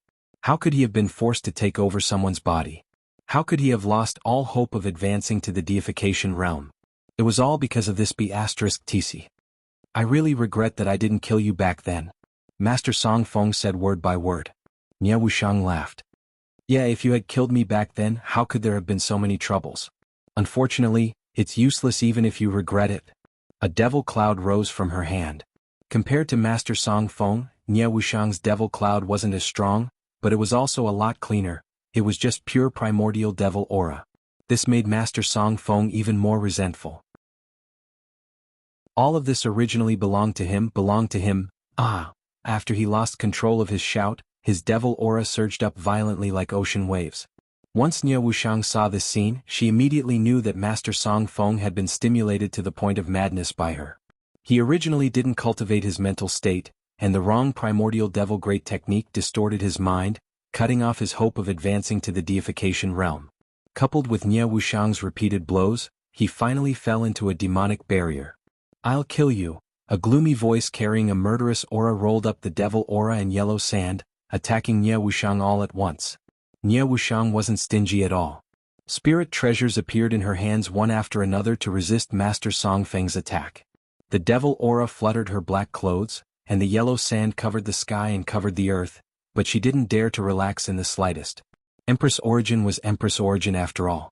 Although she deliberately provoked and looked down on her master with words, she knew in her heart that even if her master was seriously injured and his body wasn't compatible with hers due to the failure of possession, she still couldn't resist him head-on. This was the #1 cultivator in the celestial pole. She knew this better than anyone else. Therefore she could only drag it out. As long as she dragged it out, the final winner would be her. In the primordial devil aura cloud, yellow sand rustled and rocks rolled down. Langtu Mountain almost collapsed. Nie Wuxiang clenched her teeth and held on. Magic treasures and spirit talismans were thrown out one by one to meet Master Song Feng's devil cloud, but they exploded one after another. Every time, she had an illusion that she couldn't hold on any longer, but when she thought of the humiliation she suffered for more than 100 years, she held on. The injuries on her body became more and more serious. She held the devil talisman she'd prepared a long time ago and indirectly replenished her devil aura. What did this count for? She was no longer the Nie Wuxiang who was bullied and humiliated but couldn't resist. She had friends, she could straighten her back, she could walk under the sun, and she wanted to have her own life. She wanted to personally erase this person who left a shadow in her heart and didn't even dare to breathe. She crushed the devil talisman countless times to replenish her devil aura and threw out countless spiritual treasures to resist the attacks. Finally, the spiritual aura pressure on her body slowly weakened.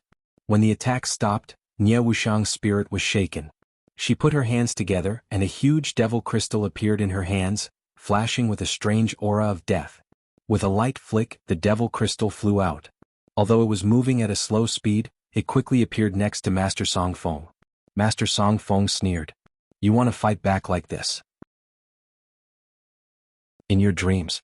The corners of Nie Wuxiang's mouth rose, revealing a sneer. Primordial devil gathered on her fist, and she silently punched out. Master Song Feng waved his hand, and the devil cloud wrapped around him, casually blocking it. Unexpectedly, in the next moment, Nie Wuxiang's fist penetrated the devil cloud and hit his body. Master Song Feng's eyes widened in disbelief. "Impossible, how could this be?" Watching him fall heavily, Nie Wuxiang said faintly, "Master, there are 3,000 Daos, but not all of them are the same." The devil cloud dispersed, revealing a skeleton-like body with a terrifying face and 2 eyes staring at her. He still didn't believe her. "How could this be? Why did I lose?" Nie Wuxiang stared at him. "Do you really want to know?" Master Song Feng didn't close his eyes. Nie Wuxiang said, "When I set foot on Langtu Mountain, I started to arrange the devil crystal. Master, you probably don't know, but this devil crystal doesn't only have death aura. Everyone in Yunzhong is afraid of it because it has a strange effect. It absorbs people's spiritual essence." Seeing Master Song Feng lying on the ground desperately trying to stand up, Nie Wuxiang said with pity, "Master, your body is broken, your primordial spirit is also entangled by death aura, and your own spiritual essence is insufficient. If it weren't for your profound cultivation level, the spiritual essence of your soul wouldn't have been able to support you to survive. I kept provoking you for 2 reasons. One was to make you underestimate the enemy, and the other was to stall for time so the devil crystal could absorb your spiritual essence. It turns out." A strange expression appeared on Master Song Feng's badly mutilated face. He seemed to be smiling. "You are really her daughter?" This was the second time he said this, but his tone was different. The first time it was resentment, but this time it was yearning. He said faintly, "That's fine. It's better to die in the hands of your daughter than to die silently, neither human nor ghost. In your next life, what's the use of your current appearance?" Nie Wuxiang looked at him, feeling for the first time that he was so weak. "Why didn't you tell my mother when she was alive?" Master Song Feng let out a strange laugh and said, "She betrayed me." "That's right, how could there be a woman who would love me with my current appearance? Was my mother that kind of person?" Nie Wuxiang interrupted him and said coldly, "Was the woman you loved deeply the only woman in your life that kind of person? Although I don't remember what happened before I was 3 years old, I don't believe it." Master Song Feng's eyes widened. His eyeballs, which almost popped out of his eye sockets, looked more and more disgusting and terrifying. "Master," Nie Wuxiang said softly, "you've always kept my mother's stone room in the cave. You didn't allow anyone to step in, didn't let anyone mention her, and even punished senior marshal brother when he scolded her. Master, you've always loved my mother, haven't you?" "I." He had no lips and his teeth were exposed. It could be clearly seen that he was trembling. "Would the woman you loved so deeply leave you for such a reason? She's been with you for several thousand years, would she leave you just like that?" Nie Wuxiang said coldly, "Instead of blaming her, you'd better blame yourself. Even in your next life she wouldn't want to meet you like this again." Master Song Feng absent-mindedly looked at the yellow sand all over the sky. More than 1,000 years flashed past his eyes. Stepping on the path of immortality, becoming an ordinary disciple, having his sect destroyed, demonic mountain, fated chances, stone tablets, comprehending the wrong cultivation technique, body festering, ing. Yes, when he met ing he was already in that state. She wouldn't leave him because of this. It was he who doubted her and pushed her away step by step. As it turned out, his life was a complete failure. He couldn't enter the deification realm, and he destroyed her with his own hands. Such a failed life. Then let it end like this. Chapter 659. When she received Nie Wuxiang's 10,000-mile sound-transmitting talisman, Mo Chinga was shocked because she only added 2 words. "Save me," and the location was actually Mount Lang 2. She once confirmed from Nie Wuxiang's wounds that Master Song Feng's secret cave was on Mount Lang Tuesday. "I have to go to Mount Lang 2. Mo Chinga said after putting down the talisman. "What's wrong?" She was surprised. "Mount Lang 2 isn't an ordinary place. Wuxiang is asking for help." "She's on Mount Lang 2, Mo Chinga said succinctly and stood up to prepare. She was startled, but he quickly understood the key point. "Wait. Let Master go with you." Mo Chinga paused and didn't try to be brave. "Okay." Mount Taikang and Shenqing School had established a transporting formation, so Lord Daoist Jinghe came back very quickly. After receiving the message, he returned to the sect in less than 4 hours. Upon hearing Mo Chinga's words, he said without any nonsense, "Let's go." With a late nascent soul cultivator accompanying her, Mo Chinga was very confident and entered Mount Lang 2 in less than 2 days. Mount Lang 2 was called Mount Lang 2 because it was shaped like a running wolf. The current Mount Lang 2 was unrecognizable. The place where the wolf's head used to be was bare, and the cliff where the tail used to be was also gone. Devil aura pervaded everywhere, and the connected Shieling Mountain range was the first to suffer. Flowers, plants, and trees were all corroded by the devil aura mixed with dead aura. Lord Daoist Jinghe waved his sleeves, flinging away the yellow sand. He complained, "What's old man Song Feng doing? Is he afraid people won't know he's here?"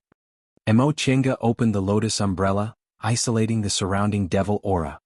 "It seems Wuxiang came back to take revenge." Lord Daoist Jinghe agreed. Mount Lang 2 clearly experienced a great battle. "That girl. She must be very strong to be able to fight with old man Song Feng like this." Lord Daoist Jinghe sighed, frowned, and landed somewhere. "Master. Come." Lord Daoist Jinghe only said one word. Mo Chinga shut her mouth and soon found something was wrong. After landing on the yellow sand, Lord Daoist Jinghe flicked his sleeves. The sand was blown away, revealing 2 people, or rather, a person and a skeleton. "This is old man Song Feng?" Lord Daoist Jinghe stared at the skeleton in astonishment. Although its devil aura hadn't dissipated yet, it was obviously dead, even its body had rotted away. "Wuxiang." Upon seeing the other person, Mo Chinga hastily rushed towards him. Nie Wuxiang's complexion was deathly pale. Her whole body was stiff as if she was dead, and her devil aura gathered without condensing. "This girl is amazing." Lord Daoist Jinghe clicked his tongue in admiration. "Even I couldn't kill old man Song Feng, but she actually did it." Mo Chinga didn't have time to express her thoughts. Just as she was about to check Nie Wuxiang's pulse to examine the condition of her meridians, she suddenly remembered that Nie Wuxiang was a devil cultivator. She didn't know much about devil cultivators, so she had no way to use her spiritual aura to examine Nie Wuxiang's meridians. After being stunned for a while, she asked, "Master, what should we do about this?" Mo Chinga's request for help made Lord Daoist Jinghe extremely proud. Master still needs to step in at a critical moment. Just you wait. As he spoke, his eyes flickered. After sweeping a glance at Nie Wuxiang's body, he retracted his technique and returned to his normal state. She's fine. Although her injuries are a bit heavy, they didn't damage her nascent soul. She'll probably recover after resting for 30 to 50 years. 30 to 50 years? That's not counting external objects. If she has healing medicinal pills like devil cores, she'll probably recover in 10 to 20 years. Mo Chinga nodded. Then let's take her back. Lord Daoist Jinghe didn't answer immediately. He stared at her a few times before he finally said, "Girl, you really treat her differently. She's a devil cultivator and also old man Songfeng's disciple. You actually want to take her back to the sect to recuperate?" Mo Chinga said, "What else? Do you want to see her die here?" "Master, you don't think it's good?" Lord Daoist Jinghe thought for a while. "It's fine. That old man Xinjiang won't dare to have any objections." After a few words, the master and disciple decided to take Nie Wuxiang back to Xianqing School. When they arrived at Xianqing School, Lord Daoist Jinghe didn't manage anything and went to Kuanzhong City. Mo Chinga opened a stone room and stuffed Nie Wuxiang inside. She couldn't help devil cultivators recuperate. "How is it?" Qin Shi asked after she settled Nie Wuxiang and returned to the cultivation room. Mo Chinga said, "She killed Master Song Feng." "What?" Qin Shi thought he misheard. Mo Chinga repeated herself. "She killed Master Song Feng, so she's seriously injured." Qin Shi slowly came to his senses, but he still felt it was unbelievable. "She really killed Master Song Feng? I sensed her cultivation just now. She's just in the middle stage. How did she kill him? I don't know about this. Let's ask her when she wakes up." Mo Chinga thought for a while. After all, she followed Master Song Feng for so many years. Maybe she knows his unknown weakness? Qin Shi nodded and pointed at the table. "Let's not talk about her for now. Take a look at this." Mo Chinga saw several things on the table. One was spirit-tempering water, the second was spirit-absorbing powder from the fallen god Abyss, and the third was the crystal they got from the storeroom of a great ancient sect next to the White Tiger sacrificial temple. Spirit-tempering water aside, they still hadn't figured out how to use the spirit-absorbing powder, let alone the crystal. They asked many people but no one knew what it was. "What?" Qin Shi didn't say anything. He picked up the spirit-tempering water and dripped it on the crystal. There was already a small hole on the crystal. When the spirit-tempering water dripped on it, the hole slowly melted. When the cup of spirit-tempering water was finished, a hole was formed. It turns out it's just a shell. Mo Chinga looked at the top of the crystal, which had been melted by the spirit-tempering water. There was something like mist and water inside. It didn't have any spiritual aura, but it had an extremely mysterious aura. "What's this?" Qin Shi glanced at the piles of books and jade slips on the side. "We were misled. We didn't even know what it was, so how could we find out what it was? After realizing this, I flipped through the ancient books and found it might be something else." "What is it?" "Primal Chaos Aura," Qin Shi said, "the beginning of heaven and earth." Mo Chinga didn't speak for a long time. She was dumbfounded. After a while she found her voice. "According to what you said, even in the immortal world, Primal Chaos Aura is a top-grade treasure. How could it fall into the human world?" Qin Shi shook his head. "It's meaningless to investigate this. Take another look." As he spoke, he took several spirit stones and threw them into the crystal. Then, the gas melted at a speed visible to the naked eye and disappeared without a trace. "Just like this, almost everything can be melted." "Really?" Mo Chinga's expression became serious. She took out several unimportant materials from her Qingquan ring and threw them into the crystal. Sure enough, all of them disappeared without a trace. After watching for a while, she suddenly said, "Spirit-sucking powder can absorb any spell, and this primal chaos aura can melt anything. What would happen if I put them together?" Qin Shi smiled. "That's exactly what I was thinking, but you came back before I could try it." "Then let's try it quickly." Qin Shi nodded. Seeing that the crystal enveloping the primal chaos aura had somewhat healed, he took the spirit-tempering water and melted it again. "Turns out this thing can grow automatically." Mo Chinga seemed to have understood something. No wonder it can be used to contain primal chaos aura. After melting the outer crystal, Qin Shi carefully wrapped some primal chaos aura with his spiritual aura, making it float in the air. Then he sprinkled some spirit-sucking powder on it. The sizzling sound was endless, as if it was boiling and burning. The spirit-sucking powder and the primal chaos aura entangled and devoured each other as if they were fighting fiercely. The two of them stared at it without blinking. Before long, the sound gradually weakened. From the bottom to the top, the primal chaos aura became transparent like ice crystals. In the end, it became a crystal. After a long silence, Emo Chinga knocked the outer shell containing the primal chaos aura. So this thing is made of spirit-sucking powder? Qinshi also touched it. He felt there was no difference no matter how he looked at it. When he tried to pour his spiritual aura into it, he suddenly thought of something. What's wrong? Emo Chinga noticed his strange expression and hurriedly asked. Qinshi didn't answer immediately. After spending some effort to take back his spiritual aura, he said, Spirit-sucking powder can absorb spiritual aura, and primal chaos aura can dissolve everything. The combination of these two is simply a sharp defensive weapon. Emo Chinga knocked the crystal and asked, You mean it can be made into a defensive magic weapon? Qinshi nodded. Yes. We originally thought spirit-sucking powder would be the best to make a defensive magic weapon. Now, with the addition of primal chaos aura, the effect is more than doubled. Emo Chinga thought for a while and said, I think it's good to make an offensive magic weapon. Emo Chinga touched an ordinary magic weapon and threw it into the primal chaos aura. Soon, the magic weapon disappeared without a trace. Qinshi looked at it for a while and finally understood. You mean? Which magic weapon is so domineering? It's a pity not to attack. Qinshi stared at her for a long time and said, Chinga, you seem different from before. Different? Emo Chinga raised her eyebrows in surprise. What's different? It seems a bit sharper, he said. He smiled as he recalled. In the past, you were mostly on the defensive, cautious, and advanced step by step. But now, you also have an indomitable momentum. Emo Chinga thought about it carefully. She seemed to be right, so she said with a smile, Maybe I was influenced by you guys? Isn't this better? Qinshi answered with a smile. He looked at the crystal in his hand and thought for a while, then said, I really can't figure out how to refine this thing. How about I go to Quanzhong City? I can ask my senior martial brothers and sisters for advice and work together. In addition, I can also use the trade fair to communicate with other people.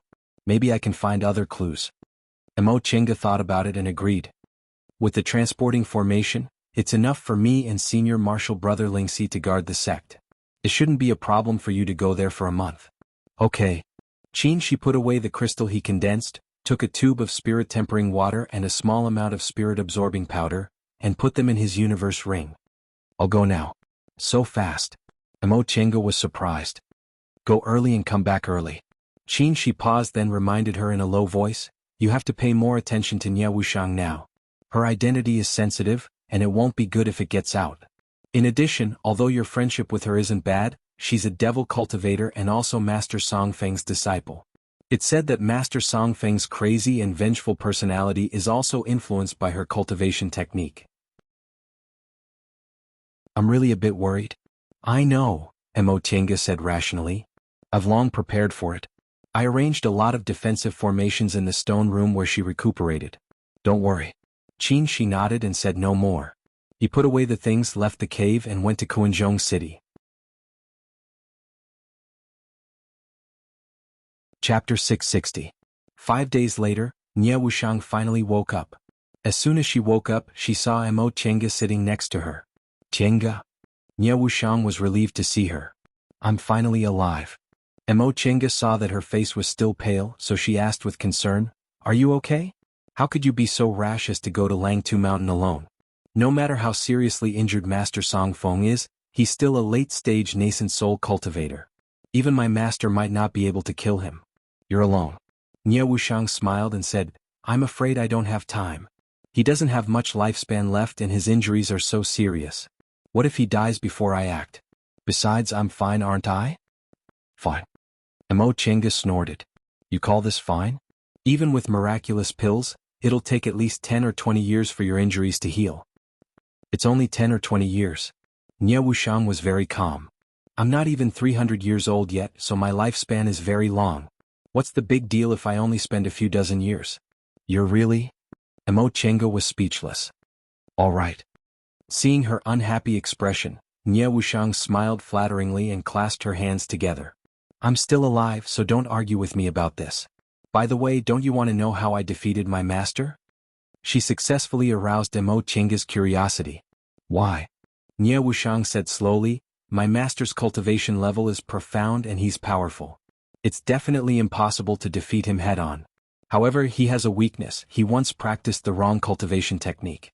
I remember you once told me that there was a person who looked very similar to my master after he cultivated. In fact, my master didn't cultivate primordial devil aura, but instead he cultivated death aura. However, he was much smarter, so he discovered something was wrong and quickly comprehended the real cultivation technique. But his body was already damaged, and the death aura invaded his primordial spirit. So, with his current state, no matter how high his cultivation level was, he couldn't advance to the deification realm? The nascent soul was formed by the fusion of the golden core and part of the primordial spirit's power. However, the soul formation stage required the nascent soul to go through thousands of tempering and merge with the primordial spirit and the body. No matter which part of the nascent soul, primordial spirit and body, nothing could go wrong. For the corporeal body, even if it was damaged, it could be regenerated with the power of the nascent soul. However, if it was contaminated by impurities, it had to be removed. It was the same for the nascent soul. If it was contaminated by the death chi, it could never merge with the corporeal body and the nascent soul to advance to the deity transformation stage. Exactly. Nie Wuxiang nodded. You've also noticed, right? Could he still be considered a human?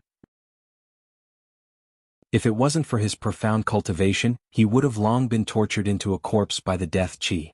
Mo Chinga recalled her behavior in Carefree Valley and suddenly understood. Back then, you used devil crystals to absorb dead aura just to deal with your master? Nie Wuxiang nodded then sighed.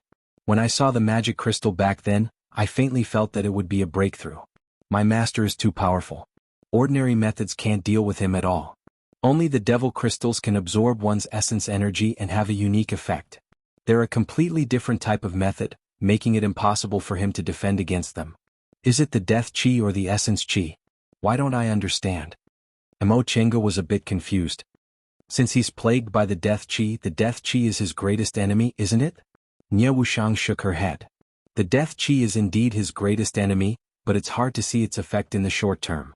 Besides, with his cultivation level, he can successfully suppress the death chi, so there's no way to take his life. Then I used the devil crystals to absorb the death chi for two reasons.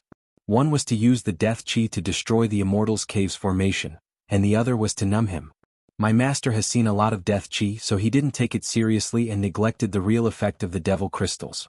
His body was already weak and his primordial spirit was trapped. He should have been a dead man long ago. This shows that his soul power is very weak, and he's only relying on his powerful cultivation level to support himself. I used the devil crystals to absorb his essence energy and disperse his soul power. That way I could have won without a fight. Mo Chinga thought about what she said over and over again. Eventually she sighed and said, You've really racked your brains to make such a good move. Nie Wuxiang smiled bitterly. If it wasn't because I couldn't defeat him, why would I have to do this? I can only blame myself for being too weak. Blame yourself for having too little time. Mo Chinga shook her head and said, With your qualifications, advancing to the late stage of the nascent soul realm is only a matter of time, and it's not impossible for you to advance to the deification realm. It's just that you're not sure he can wait until that moment. Yes. Nie Wuxiang looked a bit absent-minded. Master has lived for too long. The two of them looked at each other in silence. They only felt that time was passing. No matter how powerful a cultivator was, there would always be a moment when he or she would disappear, and the path to immortality was still far in the future. After a long time, Mo Chinga said, What's your next plan? Nie Wuxiang thought for a while then shook her head. Nothing. Mo Chinga heaved a sigh. How about, you stay here with me? Nie Wuxiang was stunned and hastily waved her hand. I'm a devil cultivator and Xianqing School is a Dao school. I'm not asking you to join Xianqing School, Mo Chinga said with a smile. In any case, I'm a nascent soul Lord Daoist now. It shouldn't be a problem for me to ask a friend to stay here for a long time, right? Nie Wuxiang thought about it carefully. There were only a few places she could go. Yunzhong was in chaos. The current situation was confusing and there were killings everywhere. Shaoyang, this place was even more chaotic. Without strength, people could only be trampled on. In the Celestial Pole, she was Master Song Feng's disciple, so this matter wasn't difficult to investigate. Originally, Langtu Mountain was secretive enough, but now it was exposed. She was seriously injured and couldn't fight with others, so it was best for her to find a safe place to slowly recuperate. Thinking about it this way, Shenqing School was really the best choice. First of all, Shenqing School was very powerful now. Whether it was in the Celestial Pole or Yunzhong, no one would come to Shenqing School's encampment to cause trouble. Second, Mo Chenga was her most trusted friend. She saved her from danger many times, so there was no one more trustworthy than her in this world. Nie Wuxiang thought for a while. After confirming it, she agreed. Okay, thank you. Mo Chenga waved her hand. There's no need to thank me between us. She took out a jade talisman. You can recuperate here. If you need anything, use this talisman to inform the supervising disciples here. Nie Wuxiang took the jade talisman. Then I won't be polite. The two of them talked about their experiences in the past few years, as well as the problem of cultivating and recuperating before Mo Chenga left the stone room to let Nie Wuxiang rest. Qin Shi's trip took 2 months before he returned. As soon as he returned to his cave, Mo Chenga asked, "What took you so long? Do you have any clues?" Qin Shi said, "Nowadays wars are frequent. I didn't go at the right time, and there aren't many cultivators in Kuanzhong City. Senior Marshal Brother Xinjiang said there would be a large-scale trade fair in a month or so he told me to wait. I thought Kuanzhong City was a trade city, so there might be some people with special abilities who knew something, so I agreed. In these 2 months I collected some information. After Senior Marshal brothers and sisters came back, they also gave us a lot of ideas." As he said that, he took out a small bag and poured out many jade slips. After a rough look, there were about 30 to 50 of them. Mo Chenga was dumbfounded. "This is..." Qin Shi smiled helplessly. "Not all of them are real clues. I wrote down all the similar ones." He picked out one of the jade slips and said, "This is what Master and the others concluded after discussing for us to refer to."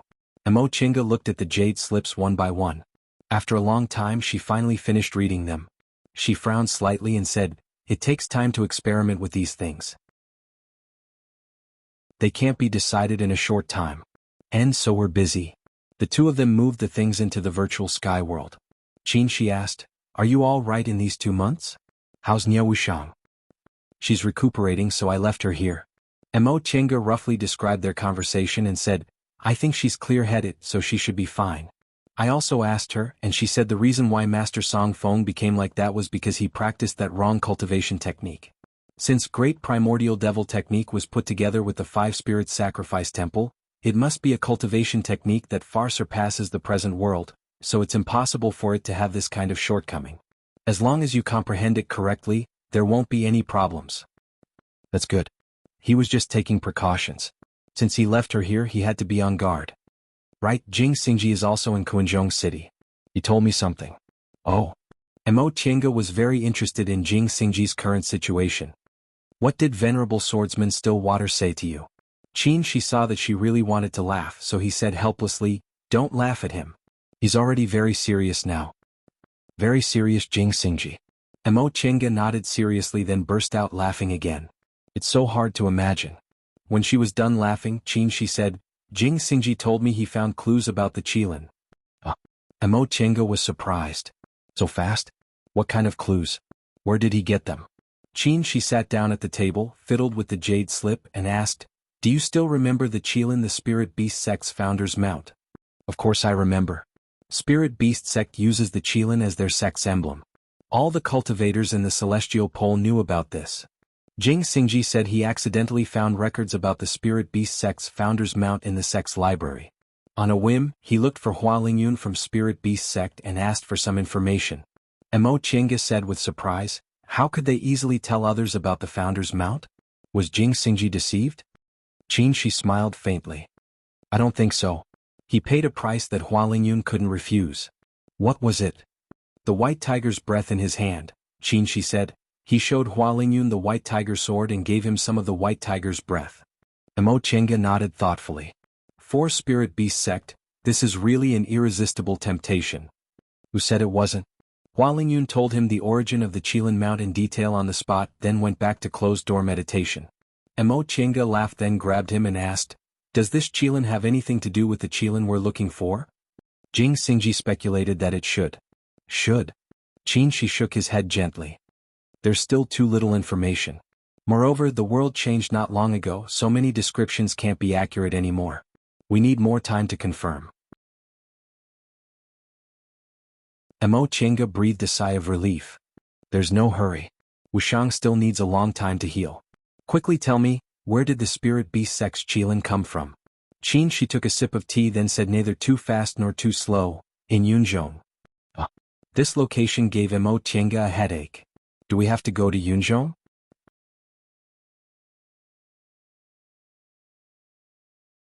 Chapter 661. To put it bluntly, Yunzhong was full of enemies. During the Black Tortoise incident last time, all the cultivators in Yunzhong stood against them. It was hard to find someone who didn't have a grudge against them.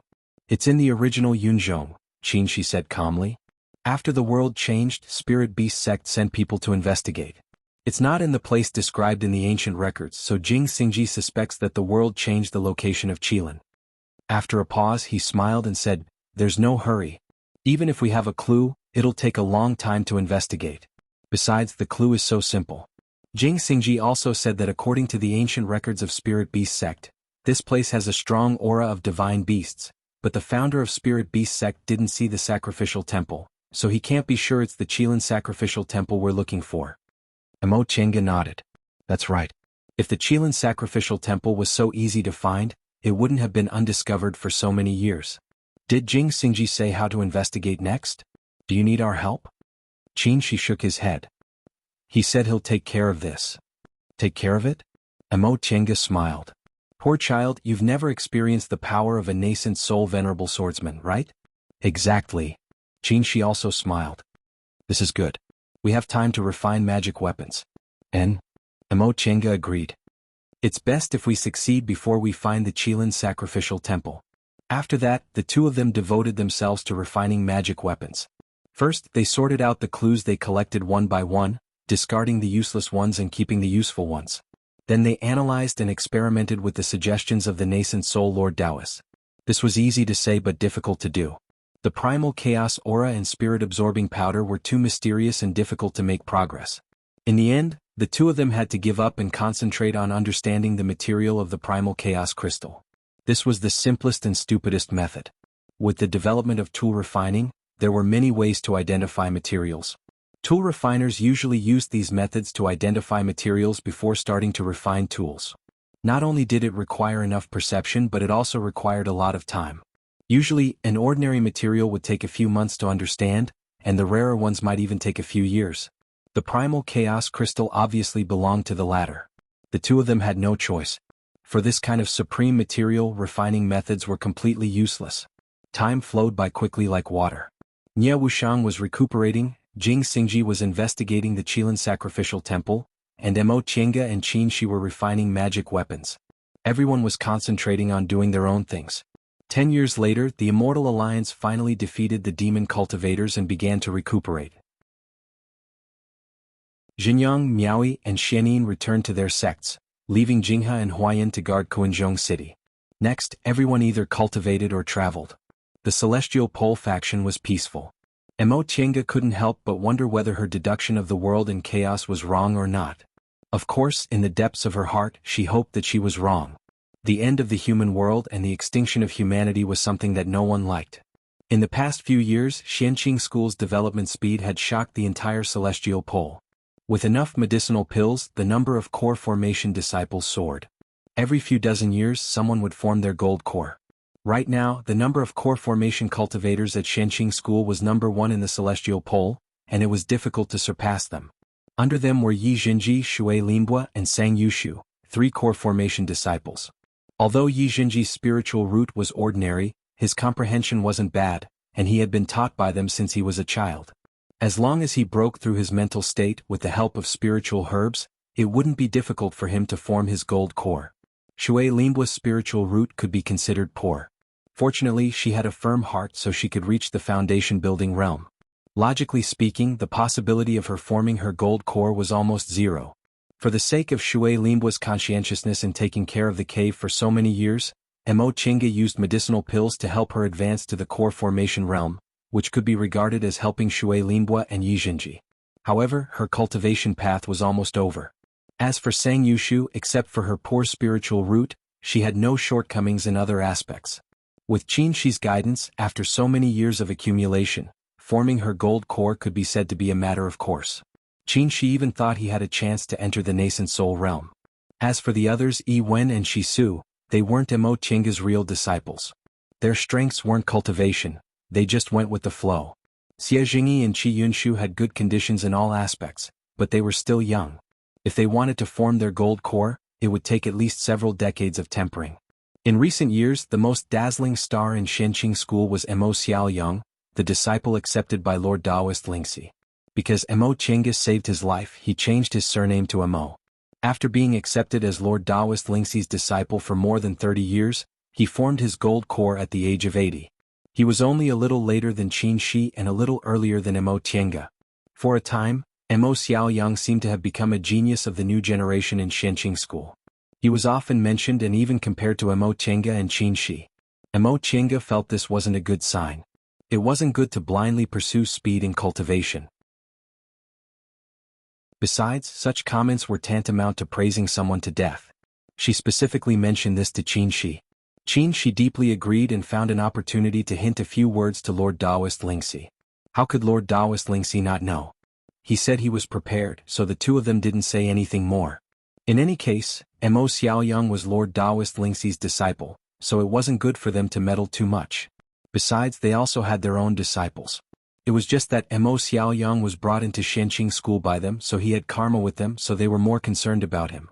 After more than 30 years, Nie Wuxiang's injuries were finally completely healed, and even the hidden dangers were removed. They also had a preliminary understanding of the materials of chaos crystals and started to refine magic weapons. At this time, Jing Xingji suddenly came to visit them. After returning from Yunzhong, Jing Xingji returned to Gujian sect. In the past few decades, they only met once when Qin Shi went to Kuanzhong City. At other times, they communicated through summoning talismans. Mo Qingge was very uncomfortable to suddenly see Jing Xingji. Jing Xingji was wearing the cyan sword robe of Gujian sect's nascent soul venerable swordsman. The patterns on it were complicated and showed his nobility. His hair was tied neatly in a crown. As soon as he entered Mount Taikong, he pretended to greet them. "Fellow Taoists, long time no see. How have you been?" Mo Qingge simply couldn't look at Jing Xingji like this. In the end, Qin Shi was calm. He casually said, "Fellow Taoist, you're still as elegant as ever." He then welcomed Jing Xingji into his cave. Nie Wuxiang was stunned when she saw him. She then said rudely, "Why are you so stubborn?" Jing Xingji's face instantly darkened. Mo Qingge held back her laughter and tried to smooth things over. All right. We haven't seen each other for so many years. Let's be more friendly. You're the first one who wants to laugh." Jing Xingji didn't appreciate it at all and glared at her fiercely. Mo Qingge spread her hands to express her innocence, but the corners of her mouth kept rising. Jing Xingji sighed again. "I have no choice. Although Martial Uncle Yuanying didn't say it, he doesn't like frivolous people. Alas, returning to the sect really isn't free." "You finally know you're frivolous?" Nie Wuxiang made sarcastic remarks on the side. Seeing that Jing Xingji's face was about to completely darken, Mo Qingge hurriedly said, "That's enough. Wuxiang, don't provoke him.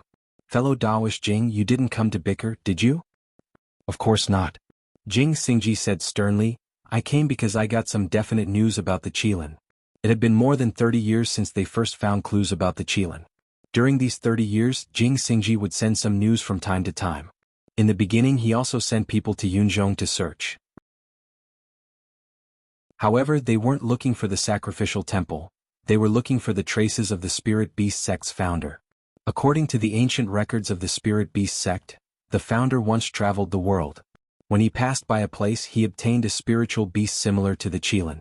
According to Hua Lingyun, this wasn't a real Qilin, but a descendant of a divine beast with the Qilin's bloodline. Gujian sect disciples went deep into Yunzhong and inquired about the legends of various places. Then they combined it with the records of the Spirit Beast sect to find useful information and confirmed that there used to be a strong Qilin's aura in a certain place in Yunzhong. That Qilin Mount was born there. However, this Qilin's aura gradually disappeared over the years. By the time the world changed, it had completely disappeared. The clues were cut off. Helpless, Jing Xingji tried to bribe Hua Lingyun again. This time he only got some fragmented information. No matter how he investigated, he couldn't find anything. Venerable swordsman Yuanying told him that the Qilin was the symbol of the Spirit Beast sect. If they wanted to find it, they would have found it long ago. It was only because they couldn't find it that Hua Lingyun told him this information so bluntly. When Jing Xingji heard this, he almost carried his sword and went to the spirit beast sect to cause trouble. It took him a lot of effort to restrain himself. What happened next? What did you find? This time I didn't find it. I deduced it. Jing Xingji had a complacent look on his face. With a wave of his sleeve, virtual images of maps of various continents appeared in front of the four people. Look, these are the current locations of the continents. Let's mark the four spirits' sacrificial temple on them. He flicked his finger. First, 2 gold and black dots appeared in the westernmost Fengsha city and the northern part of Yunzhong. These are the locations of the sacrificial temples that we can confirm at the moment: White Tiger and Black Tortoise. He flicked his finger again. 2 green and red dots lit up in the easternmost Fengsha city and the southern part of Yunzhong.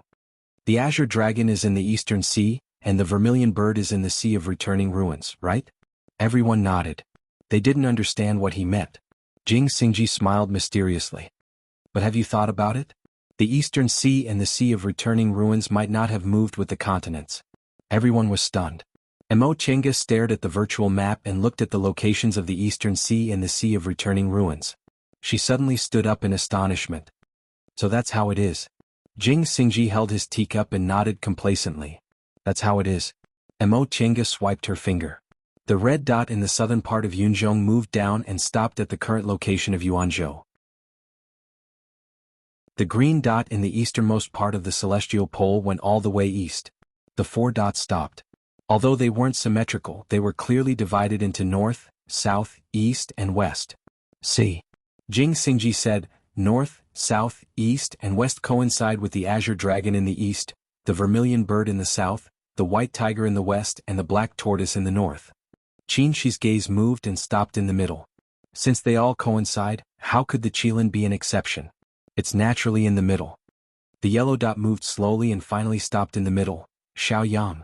After realizing this, I took the map from before the world changed and compared it with it. Take a look again. Jing Xingji turned his palm, and a map with a slightly different color slowly overlapped with the virtual map. The yellow dot representing the Qilin appeared in the western part of the clouds. See. Jing Xingji smiled. This is the location where the founder of Spirit Beast Sect obtained the Qilin. So that's how it is. Mo Chenga sat back down and calmed herself down. So, the Qilin is in the current Xiaoyang. Yes, but also no. Jing Xingji withdrew the virtual map and drank slowly for a while. After enjoying the feeling of being a master enough, he said, look, the White Tiger and the Black Tortoise on the continent have all moved with the continent. The Azure Dragon and the Vermilion Bird haven't moved because they're actually on the sea. What about the Qilin? Look at the map.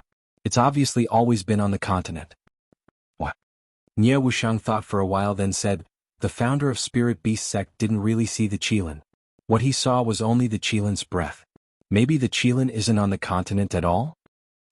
Jing Xingji just wanted to pretend to be a master, but Nie Wuxiang ruined it. He said very reluctantly, yes, I sent people to Xiaoyang. Sure enough, they didn't find any trace of the Qilin on the continent until they reached the bottom of the sea.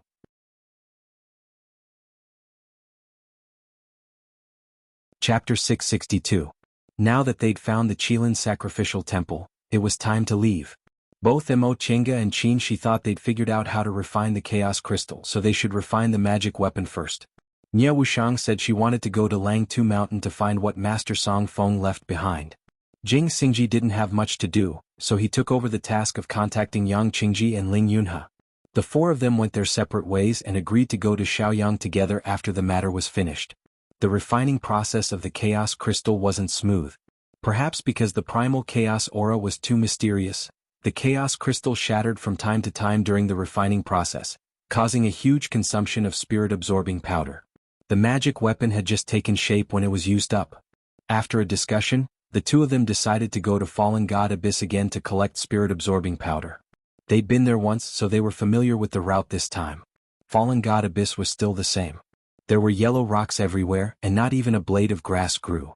Gales swept by with great power.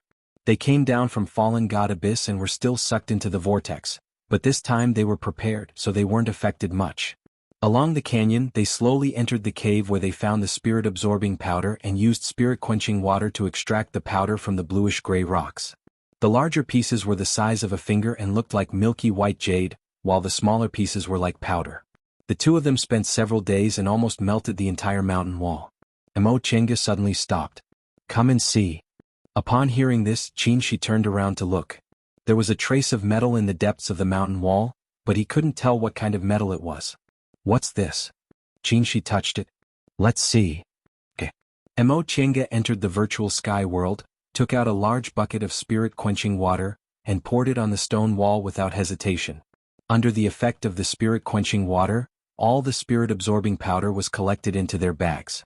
Finally, a round object fell down. This object was about 3 feet in diameter and was dark in color. One side was a round frame, the other side was slightly bulging like a turtle shell, and the bottom was a twig-like base. Qin turned it over, brushed off the dust on it, and saw that the bulging side was engraved with extremely complicated patterns. Mo Chenga stared at them for a while. She felt these patterns were extremely profound and seemed to contain endless changes. Yin and yang, the 5 elements, life and death, and even the myriad of the mortal world, innumerable karma. "Chenga!" A heavy shout rang in her ears, causing her to wake up with a start. "What's going on?" Qin asked. Mo Chenga touched her chest with lingering fear and said, "This thing is terrible. It definitely doesn't belong to our world." "Oh." Qin took a careful look. Although he also felt it was mysterious, his feelings weren't as deep as hers. Mo Chenga pointed at the patterns and explained, "Look, these patterns contain yin and yang, the 5 elements, karma, the world of mortals, and even the 6 paths of reincarnation." As she explained them one by one, Qin's expression became more and more solemn. "It's actually so mysterious? You don't know much about formations, so your understanding isn't as deep as mine. I'm sure that even in the ancient times, there wouldn't be such a mysterious item. It must be an item of immortals or even gods." Mo Chenga's tone was resolute and decisive. Her formations were inherited from the Xuanji formation book and Mo Yaoqing. Both of them were the peak of formations in the present world.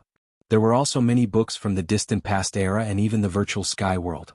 It could be said that she was the person who had the most understanding of ancient formations in the present world. She was sure that these patterns weren't the work of cultivators. At the very least, they were an item of immortals. She recalled the legend of the fallen god Abyss and said in a low voice, 2 deities fought in the westernmost area. One of them hacked down with his sword and formed the fallen god Abyss.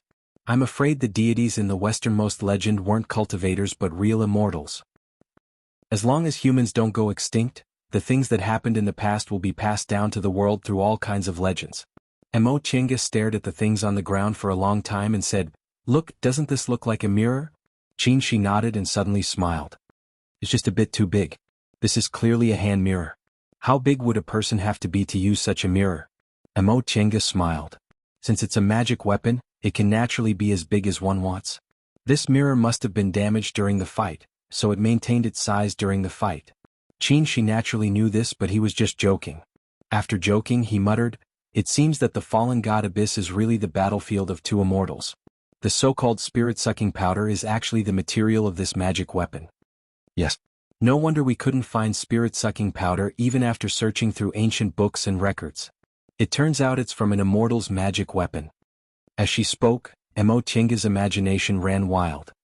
Since this is the place where immortals fought, could there be other treasures? "Quick, let's go look for them." She pulled Qin and wanted to dig 3 feet into the ground. Qin laughed. "What do you think an immortal's magic weapon is? Is it everywhere? Just look for it. It's not like we'll lose anything." All right. It was indeed a pity to let go of this opportunity. The fallen god Abyss was full of strange gales, and they couldn't use their divine sense to the fullest. Apart from digging 3 feet into the ground, there seemed to be no other way. Mo Chenga simply released the 4 spiritual beasts and the stone from the virtual sky world. Dig. The 4 spiritual beasts all had different expressions when they heard that. Xiaofeng reacted quickly and immediately said, "Then I'll go over there." Xiaofeng answered obediently, "Oh, then where should I dig?" Feifei's expression darkened. He looked at Xiaofeng and then at Xiaofan, but in the end he restrained himself and said, "Stone, let's go." Since the spiritual beasts transformed one after another, he had lost his unique overlord status. Fortunately, he had Stone. No matter what he did, Stone would always be his staunchest supporter. Xiaohua said, "Master, I can't do this kind of thing. Why don't you let me follow you?" Its black eyes moved back and forth with a pleading look on its face. Mo Chinga's eyebrows twitched and she said, "Follow Xiaofeng. Remember, listen to Xiaofeng." Oh. Xiaohua's expression darkened. While she wasn't paying attention, it rolled its eyes at Xiaofeng and said, "Let's go." Xiaofeng smiled and pretended not to see it. She led Xiaohua away, but when she turned around, her hands were clenched. How could Mo Chinga not know about the turbulent undercurrents among spiritual beasts? Xiaohua liked to play, but Xiaofeng always disciplined it. Therefore, after Xiaofeng transformed into a human being in the 8th rank, Xiaohua would trip her up from time to time. Unfortunately, her level was too low, so she couldn't play against Xiaofeng. It was foreseeable that when she came back later, she would cry and complain again. "Xiaofan, follow us." In comparison, Xiaofan was an obedient child who did what she said. The 2 of them and 4 spiritual beasts, no, 5 of them. They scraped the ground of all the places they could go in the fallen god abyss, but they didn't find any magic weapons. They only found some traces of fights of magical powers. "Chinga, don't you think something's wrong?" Mo Chinga didn't understand what he meant. "Am I? What's wrong?" She thought for a while, then shook his head. "Maybe it's just an illusion. I always feel that this place is too clean. Except for this magic weapon embedded in the mountain wall, there's nothing else left." "Do you mean someone else came here?" "It's hard to say." She couldn't figure it out, so he didn't mention it. "Forget it. Even if there was, we can't trace it. Let's go back." They recalled all the spiritual beasts into the virtual sky world and set off for Xianqing School. A few days ago, Nie Wuxiang came back from Mount Lang Tuesday. She said she had a great harvest and wanted to enter closed-door meditation to prepare some life-saving techniques. Yang Qingji and Ling Yunhe just got in touch and said they would come back after some time. This just happened to give them time to refine their magic treasures. The 2 of them didn't delay and also entered closed-door meditation to refine magic weapons without stopping. This time it went smoothly. With enough spirit-absorbing powder and the pattern on the mirror frame, Mo Chinga was inspired a lot. After several months, the new magic weapon was finally produced. After testing it in the virtual sky world, the 2 of them were very satisfied with the new magic weapon. It could attack and defend, was invisible and intangible, and was impossible to guard against. Based on the material, this magic weapon could be regarded as a top magic weapon in the world. This treasure matches your fighting style very well. With this treasure, your strength won't be inferior to mine. She put the magic weapon named Chaotic Heavenly Transformation Box in her hand. Mo Chinga wasn't polite. She knew her advancement to the middle stage was simply because she took advantage of Hupa, so her strength didn't improve much.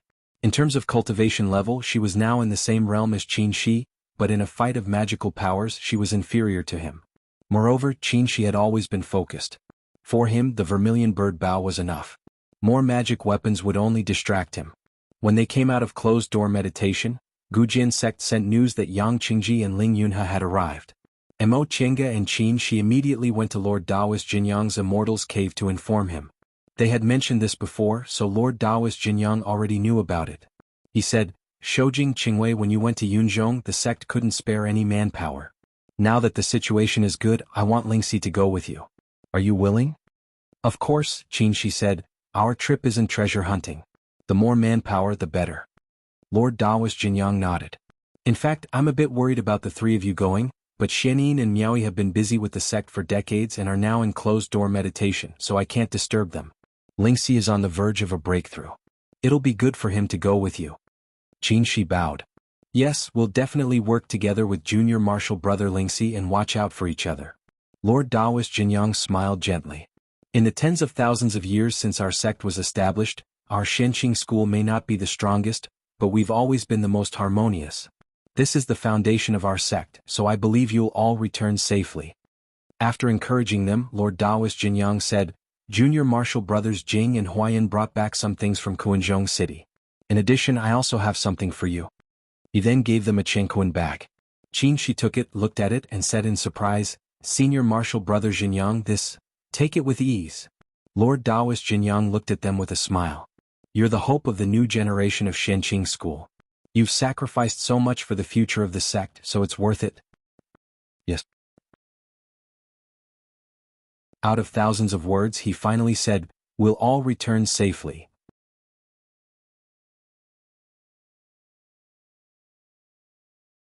Chapter 663.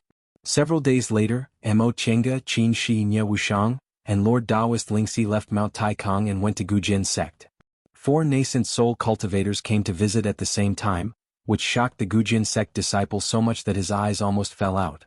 He hurriedly went to report, and Jing Xingji didn't delay and immediately welcomed them in. Compared to Mount Taikang, Gujin sect's encampment was much steeper, and Jing Xingji's cave was even more so. This fellow chose a lone peak as his abode, and it was a direct path that was utterly impossible for anyone to live in. He lived alone at the peak of the mountain, and he only left 2 managing disciples to take care of it, causing him to seem cold, aloof, and have the bearing of an expert. Mo Chenga clicked her tongue in admiration. Living alone on a peak. Gujin sect is really generous. Jing Xingji pouted. That's where they're generous. He was referring to the peak at the back, which was the highest peak of Gujin sect. Compared to this lone peak, that peak was more imposing and had better scenery. Although it was Mo Chenga's first time here, she knew it was where Venerable Swordsman Yuanying's cave was. She smiled and said, Senior Yuanying is obviously training you as her successor. Won't it be yours in the future? Upon hearing that, Jing Xingji hurriedly waved his hand. Don't talk nonsense. I still have 2 senior martial brothers in my sect. He looked very humble. Mo Chenga and Ye Wushang rolled their eyes. Qin Shi couldn't help but smile. Fellow Daoist Jing, when did you become so cautious? I've always been cautious, okay? Jing Xingji also rolled his eyes. In fact, before he left Gujin sect, he had always been cautious in the sect. People from Venerable Swordsman Fuling's sect were always watching him. If he wasn't cautious, he would be caught. It was just that he had a cynical nature, so after leaving Gujin sect, he inevitably became a bit dissolute. When they entered the cave, Ling Yunhe and Yang Qingji were already waiting for them. They greeted each other and sat down. They hadn't seen each other for dozens of years, but both of them had advanced to the middle stage. Mo Chenga looked them up and down. Yang Qingji was as silent as ever and couldn't see anything. Ling Yunhe looked less gloomy, seeming to have been living well these years. Ling Yunhe looked at them and said with a smile, I really couldn't tell in the past, but not only do fellow Taoists Qin and Mo come from famous cultivation groups, fellow Taoist Jing is also extraordinary, and fellow Taoist Yang is the successor of the #1 cultivator in the Celestial Pole. What's wrong with you cultivators of the Celestial Pole? All of you ran to Yunzhong, making us Yunzhong cultivators feel ashamed? Mo Chenga shook the teacup in her hand. Fellow Taoist Ling, what are you talking about? Could it be that your Yunzhong doesn't have any talented cultivators?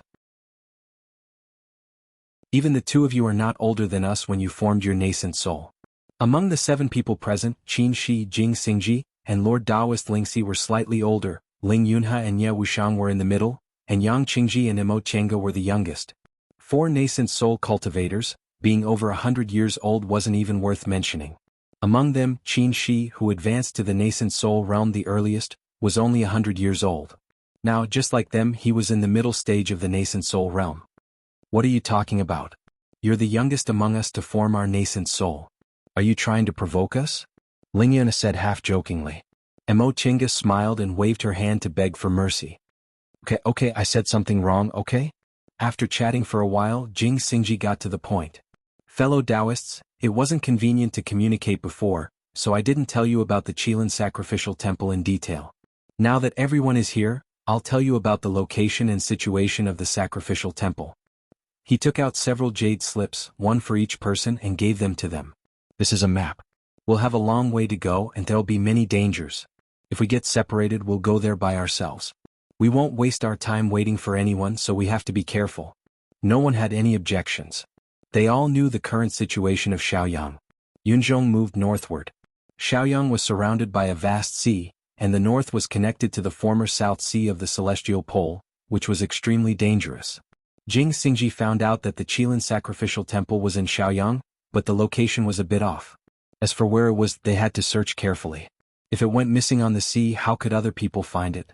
Lord Daoist Lingxi probed with her divine sense and found a clear map drawn in the jade slip. Several points were marked on it, and they were the places where Gujin sect disciples found the Qilin's breath.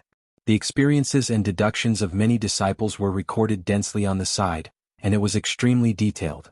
His heart stirred slightly and he sent a voice transmission to Qin Shi, Senior Martial Brother Shoujing, this map is too detailed. Who exactly is this fellow Taoist Jing? When going on a joint expedition, the person in charge would usually keep some important information, but the level of detail on this map was far beyond what they could tell their companions. It seemed to be all the information Gujin sect disciples found. Qin Shi smiled and said, "Rest assured, this information is all true." Lord Taoist Lingxi didn't ask any more questions, but he had a different attitude towards Jing Xingji. It seemed that this venerable swordsman Jing of Still Water and senior martial brother Shoujing trusted each other to an unusual degree. As you can see, we can only confirm that the Qilin is at the bottom of Xiaoyang Sea, but the location is a bit off. That sea area is unimaginably dangerous. Core formation disciples can't explore it, so we can only do it ourselves. Ling Yunhe cupped his hands and thanked him sincerely. Fellow Daoist Jing, this information has saved us a lot of effort. It's all thanks to you that we can find out the location of the Qilin sacrificial temple. Jing Xingji waved his hand. Don't mention it. I've always reaped the fruits of others' labor. Now that I have the ability, I should do my best. Okay, I've said what I wanted to say. Do you have anything else to add? No one spoke. Qin Shi said, I have one thing to ask. He pointed at Lord Taoist Lingxi next to him. My junior martial brother will also go to Xiaoyang. Does anyone have any objections? Although he said, everyone, he was actually asking about Yang Qingji and Ling Yunhe. They brought Lord Taoist Lingxi here and Jing Xingji didn't hide anything, so how could the two of them not know? Now that Qin Shi told him frankly, Ling Yunhe said, we're not going to fight for treasures. If fellow Taoist Lingxi is willing to go with us, I'm more than happy to. Yang Qingji only said 3 simple words, I have no objections. Qin Shi smiled and said, similarly, if you have someone to go with you, you can come with us. They looked at each other. Jing Xingji was the first to shake his head. Gujian sect isn't like Xianqing school. My martial uncle Yuanying has to oversee the sect, and one of the 2 remaining senior martial brothers has to go to Kuanzhong City. We don't have enough manpower. Then he looked at Ling Yunhe. Ling Yunhe smiled bitterly. Although I've regained martial uncle Yuanmu's favor, he still doesn't believe this matter. Besides, Yunzhong has been in chaos these years and Juyan sect is short of manpower. I was able to leave because martial uncle Yuanmu gave me special authority. As for Yang Qingji, he didn't need to say anything. Does this guy have other friends? Then it's settled. As the host, Jing Xingji made the decision. If there's nothing else, we'll leave tomorrow. No one had any objections. They were already prepared to meet here.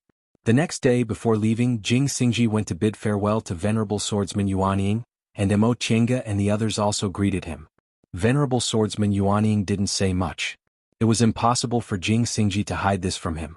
He already said what he should say and do, so he just said a few words and told the disciples to send them off. After leaving Gujian sect, Ling Yunhe sighed. In the past, the cultivators of Yunzhong always thought Yunzhong was ranked first.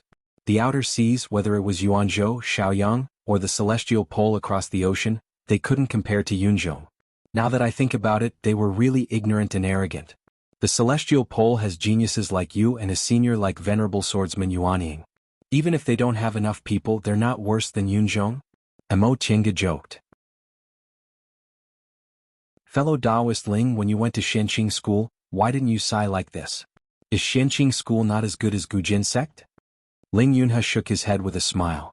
No. Xianqing school is indeed powerful and only lacks a number of nascent soul cultivators compared to Juyan sect. However, Xianqing school's cultivators have never exceeded what I've seen. As for Gujin sect, fellow Taoist Jing Sr. is completely different from the cultivators of Yunzhong. Jing Xingji was curious. May I know what's different about martial uncle Yuanying? Ling Yunhe said, although Yunzhong doesn't have a powerful sword cultivation group like Gujin sect, it also has a lot of sword cultivators. The cultivation path of sword cultivators is nothing more than one sword to break 10,000 laws, and once the sword is drawn, there's no turning back. This senior Yuanying is different. He has the spirit of a sword cultivator, but he also has the breadth of mind of a Dao cultivator. In the current cultivation world, sword cultivators only remember to cultivate the sword, but how many people remember that the reason why sword cultivators are different from martial cultivators is because sword cultivators have Taoism as their foundation. Even fellow Taoist Jing, aside from tempering your mental state, you don't attach too much importance to your Tao foundation, right? At first, he was just curious, but as he listened, Jing Xingji's expression became serious. This was an evaluation of sword cultivators he'd never heard before. To put it bluntly, sword cultivators nowadays are too obsessed with power, so they've become a side path. As for this senior Yuanying, he's crazy about swords, but he's more tolerant. This is something that all the sword cultivators in the world, including fellow Taoist Jing, can't compare to. Yes, Jing Xingji couldn't help but say, everyone in the Celestial Pole knows that martial Uncle Yuanying is upright and never biased. Even when I wasn't willing to return to Gujian sect, he could still casually give me a huge fated chance. This kind of breadth of mind is indeed unparalleled. Of course, this is just my personal opinion. Fellow Taoist Jing, you don't have to believe everything, Ling Yunhe added. At this moment, Jing Xingji was overwhelmed with emotions. How could he really not believe it? Ling Yunhe's words seemed to have opened a new door for him, letting him know that there was another way to walk the path of a sword cultivator, and this example was right beside him. Aside from Jing Xingji thinking hard along the way, the group of 7 of them flew to the small town where the long-distance transporting formation was located and used it to go to Yunzhong. Then Ling Yunhe showed up and teleported from Nanzhou to a small island in the boundless sea. Back then, when the continents changed their positions, the transporting formation between Yunzhong and Shaoyang couldn't be used anymore. There was also the South Sea of the Celestial Pole in between, so it was extremely dangerous. Later on, a nascent soul cultivator bypassed the South Sea of the Celestial Pole from the east and spent several years to find a relatively safe small island near Shaoyang. He re-established the transporting formation there, and only then was he able to get in touch with Shaoyang. Furthermore, he even used this opportunity to restore contact with Yuanzhou. Nie Wuxiang had walked this path before. Once they arrived at the island, she said, "I'll lead the way."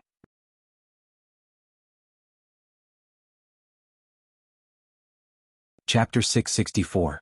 To prevent the cultivators of Shaoyang City from plundering, a nascent soul cultivator was stationed on this island. He also set up a transporting formation to Yuan Province to facilitate trading with Yuan Province. Originally, it would be safer to go to Shaoyang via Yuan Province, but according to the nascent soul cultivator stationed there, Yuan Province was currently in a fierce battle with the demon cultivators continent. Demon cultivators had completely occupied Yuan Province, so going to Yuan Province wasn't a good choice. The nascent soul cultivator stationed on the island was an early-stage cultivator with a lifespan of more than 1,000 years. He probably had no hope of advancing and didn't want to be involved in disputes, so he left Yunzhong and lived here. He was familiar with Ling Yunhe. Seeing that most of them were in the middle stage of the nascent soul realm and were in their prime, he was very envious. He also received spiritual plants from Mo Qianga, so he told them about the nearby situation and gave them a detailed sea map. With this detailed sea map and Nie Wuxiang, who was familiar with the route, the 7 of them set out directly to Shaoyang City by sea. Along the way, sea beasts were everywhere. Most of them were in the 6th or 7th rank, and there were also some in the 8th or 9th rank, but they just stayed far away when they saw them. Mo Qianga looked at the numerous sea beasts under her feet and couldn't help but say, "If we build a beast-hunting island here, it might not be inferior to One Leaf Island." Fellow Taoist Mo is right. Ling Yunhe nodded in agreement. However, building an island here is too difficult and can't be completed in a short time. One Leaf Island had to operate for more than 100,000 years to reach its current scale. Moreover, it had to be backed by the continent to have something to rely on. If there's only one island floating in the sea, it'll probably be destroyed in one go if it's surrounded by the demon cultivators. Mo Qianga was stunned. Fellow Taoist Ling, you're really thoughtful. I took it for granted. Ling Yunhe smiled. Fellow Taoist Mo doesn't know, but the cultivators in Yunzhong have long considered this matter. It's just that time was too tight and the situation changed greatly, so it was delayed until now. It's not because of my unique vision. After flying smoothly for several days, Nie Wuxiang was getting closer and closer to Shaoyang. Many islands already had traces of cultivators' activities. All of a sudden she stopped on a deserted island. Fellow Taoist Nie, is there a problem? Qinshi asked. Nie Wuxiang shook her head and said, there are so many nascent soul cultivators in our group. If we enter the range of Shaoyang's 3 islands, it'll inevitably cause a commotion. Moreover, the Qilin's aura appears at the periphery of Owl Sun, so it's best to stop here. Mo Qianga took out the map and compared it with the map. Their current location was very close to one of the points, so she said, what Wuxiang said is reasonable. We don't need to go any further. Since they said so, the others didn't have any objections. They all took out the maps to study. The disciples of Gujian sect always found 3 points. Each of these 3 points was a sea area, and they were quite far away from each other. Their range was also quite large, and they surrounded the north of Fierce Sun in a ring shape. My disciples reported that there are often 8th-grade demonic cultivators in these 3 areas, so they couldn't investigate carefully. However, they're almost certain that they're in the vicinity of these 3 areas. Jing Xingji said, "From what I can see, these 3 areas are quite large and it will take a lot of effort to search. Why don't we split into 3 groups?" It was indeed too wasteful for 7 nascent soul cultivators to search one area. Moreover, this place wasn't far from Fierce Sun Island, and there were only occasional 8th-ranked demonic cultivators. Each of them was an outstanding cultivator, so why would they be afraid of this place? Everyone immediately agreed and began to discuss how to divide the spoils. Ling Yunhe was the first to speak. "We'll split into 3 groups. We have 7 people. The strong ones will form a team of 2 and the weak ones will form a team of 3. Lord Taoist Lingxi took the initiative to step forward. "Fellow Taoists are in the middle stage, but I'm still in the early stage, so I won't stand on ceremony." Next was Nie Wuxiang. "I've just recovered from my serious injuries, so I won't force myself." Apart from them, the other 5 people didn't say anything. Mo Qingge had advanced to the middle stage more than 50 years ago, so her realm was stable and she had just refined a peerless magic weapon.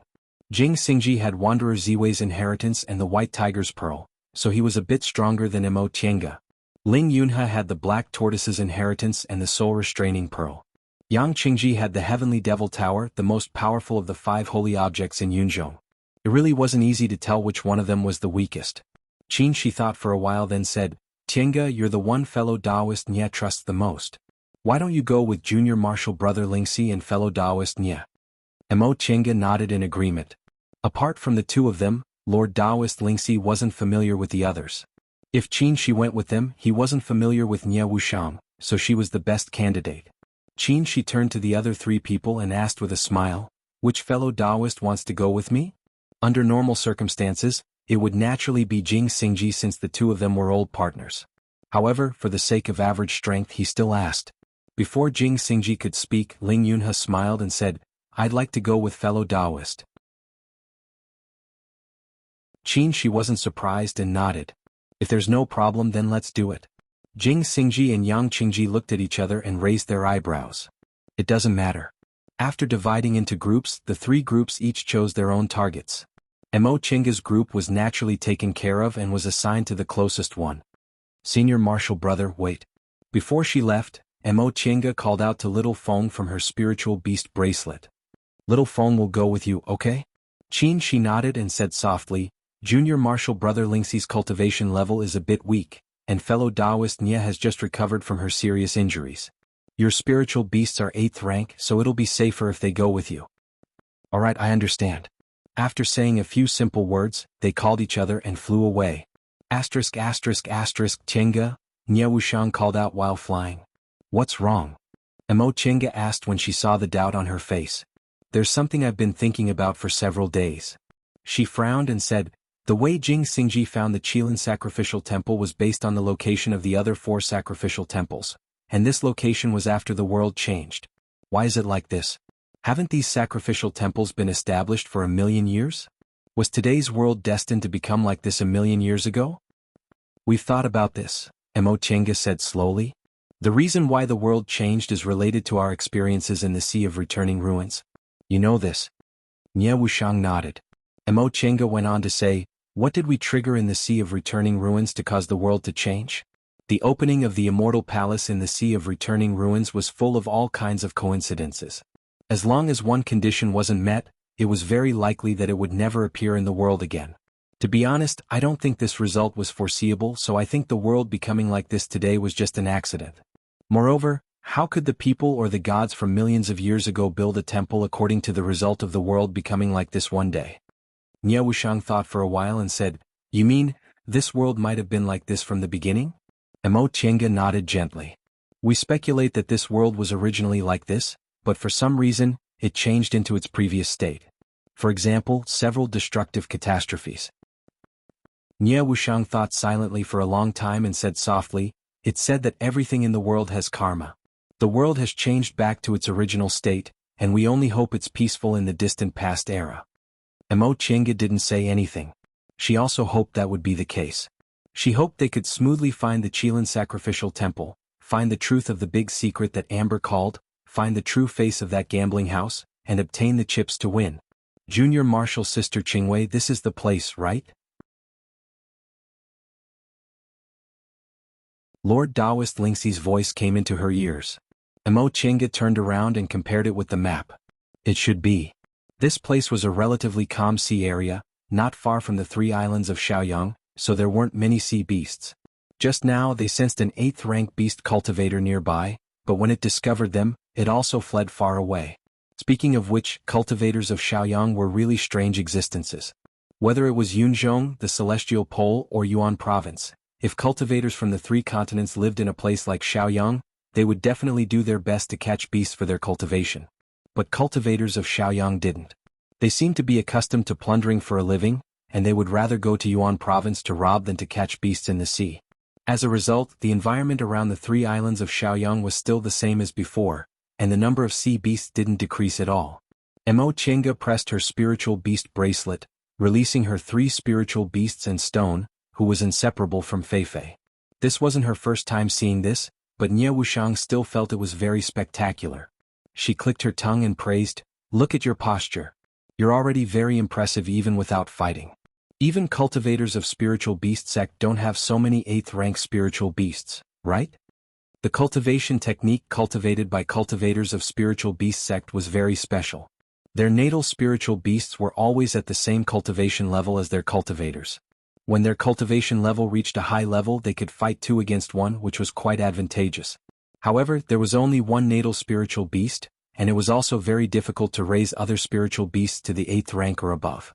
Even Hua Lingyun, the head of spiritual beast sect, only had 2 spiritual beasts above the 8th rank. Wow, the sea! Xiaofan was the first to call out. Soon after, it looked at Mo Chenga with a longing gaze. "Master, can I go down?" Mo Chenga said, "Yes, I want you to go down. There's a Qilin's breath leaking out of this sea area. Go down and look for it." Xiaofan didn't say a word of nonsense. It suddenly revealed its true form, turned into a blue sea dragon and jumped into the water. "You guys too," Mo Chenga said to the other 2 spiritual beasts. Feifei curled its lips and didn't bother to ask anything. It just patted Stone's head and said, "Stone, let's go." Xiaohua was a bit scared. "Master, let me do something else. Can I not go down?" She was a fire attribute spiritual beast, so she had a natural fear of the sea. "Okay." Mo Chenga pointed at her feet. "You stay here to support Xiaofan and Feifei." "Okay." Xiaohua agreed without having to go down to the sea. After arranging several spiritual beasts, Mo Chenga turned around and called out, "Senior Marshal Brother Lingxi, should we go down and look for them?" "Okay."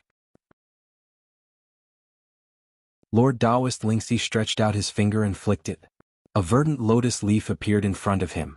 It immediately turned into a green aura and wrapped his whole body. "I'll go first. Junior Marshal Sister and fellow Daoist Nya, be careful." After he finished speaking, he dove into the sea. "Wuxiang, let's go too." The 2 of them used their respective methods and dove into the sea.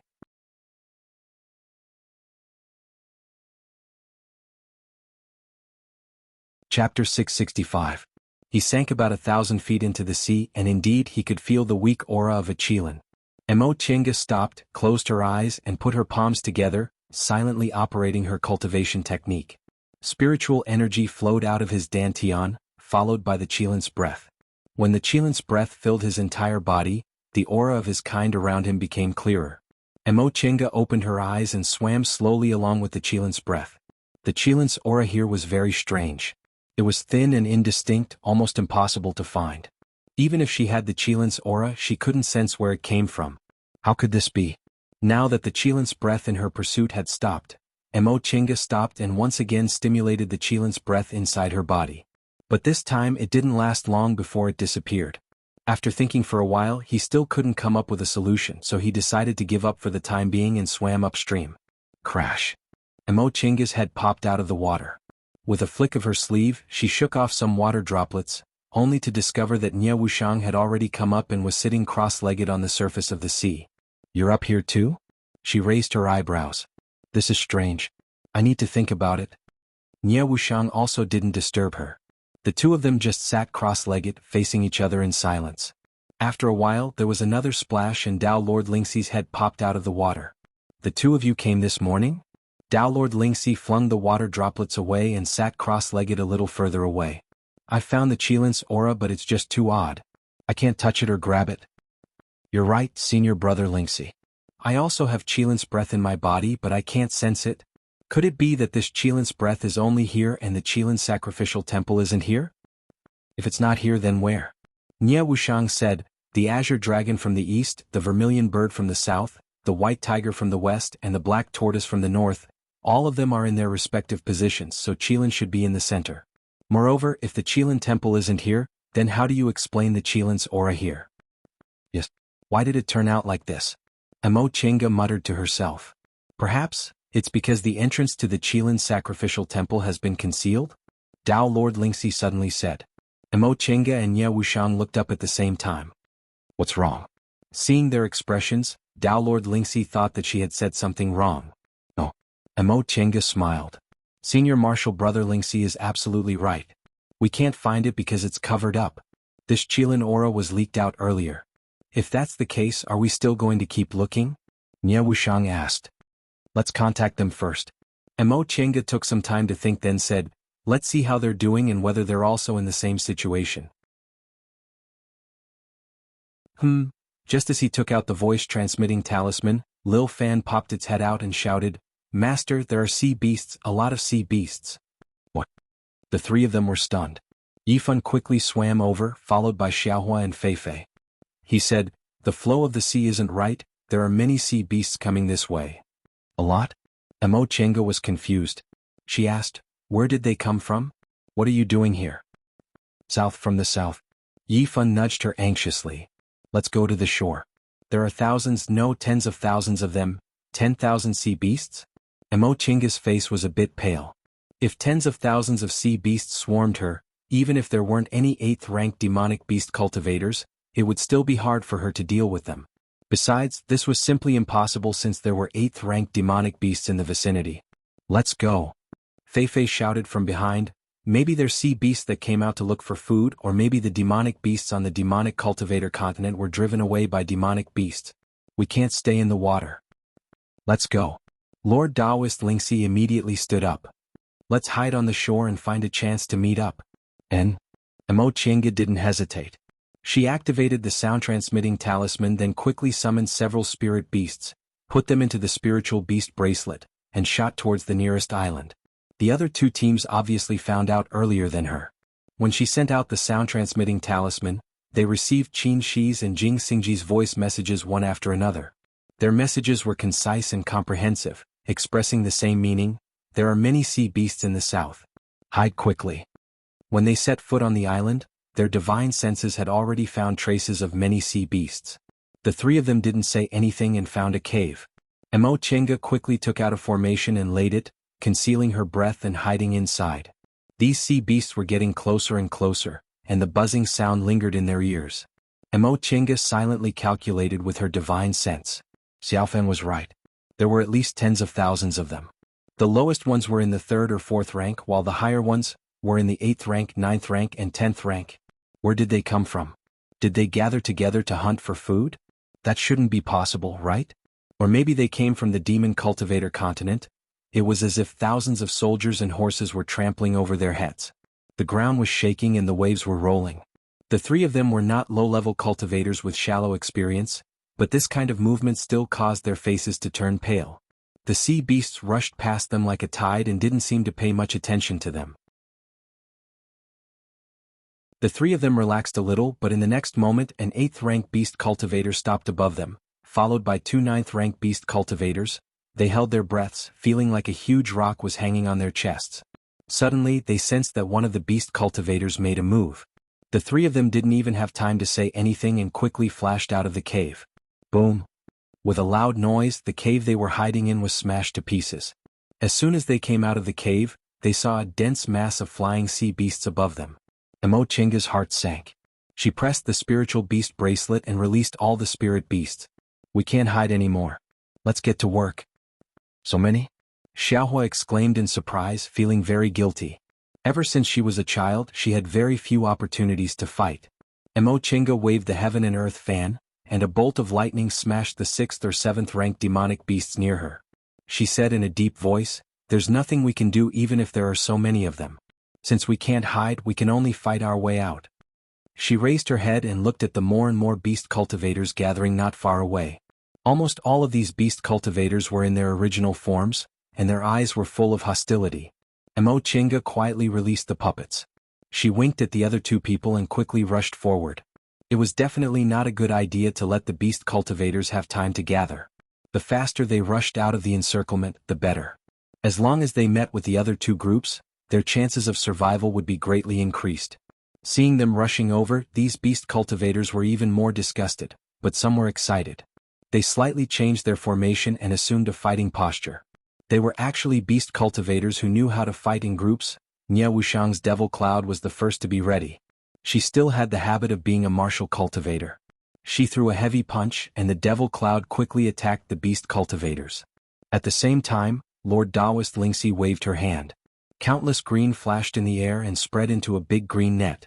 This big net gathered and suddenly turned into a towering ancient tree with a desolate ancient aura and endless vitality. In the face of them taking the initiative to attack, the demonic cultivators were on high alert, and they resisted the attacks of the demonic cultivators. Mo Chinga saw a 10th rank beast cultivator among them. He hadn't made a move yet and just watched coldly from the side. The other beast cultivators were in their original forms, but he was in his human form. His dark and thin appearance looked very familiar. When she saw the pair of wings on his back, Mo Chinga shivered and cried out involuntarily, "It's you!" The dark and thin beast cultivator's eyes were fixed on her, and his eyes narrowed ruthlessly. "So it's you? I didn't expect to see you again after we parted that year." He spoke in an unfamiliar human language with a strange accent. Surprisingly, he was the black beast cultivator who escaped from the returning ruined sea with them. When the returning ruined sea collapsed, 3 beast cultivators, black, white and blue, escaped together. Mo Chinga and Yang Qingji triggered the nascent soul heavenly tribulation, but they triggered the transformation heavenly tribulation. After the heavenly tribulation, wind and rain intertwined, and the world changed. Yang Qingji escaped from the sea, and Mo Chinga, Qin Shi and Jing Xingji went to Yuan province. The 3 beast cultivators were nowhere to be seen.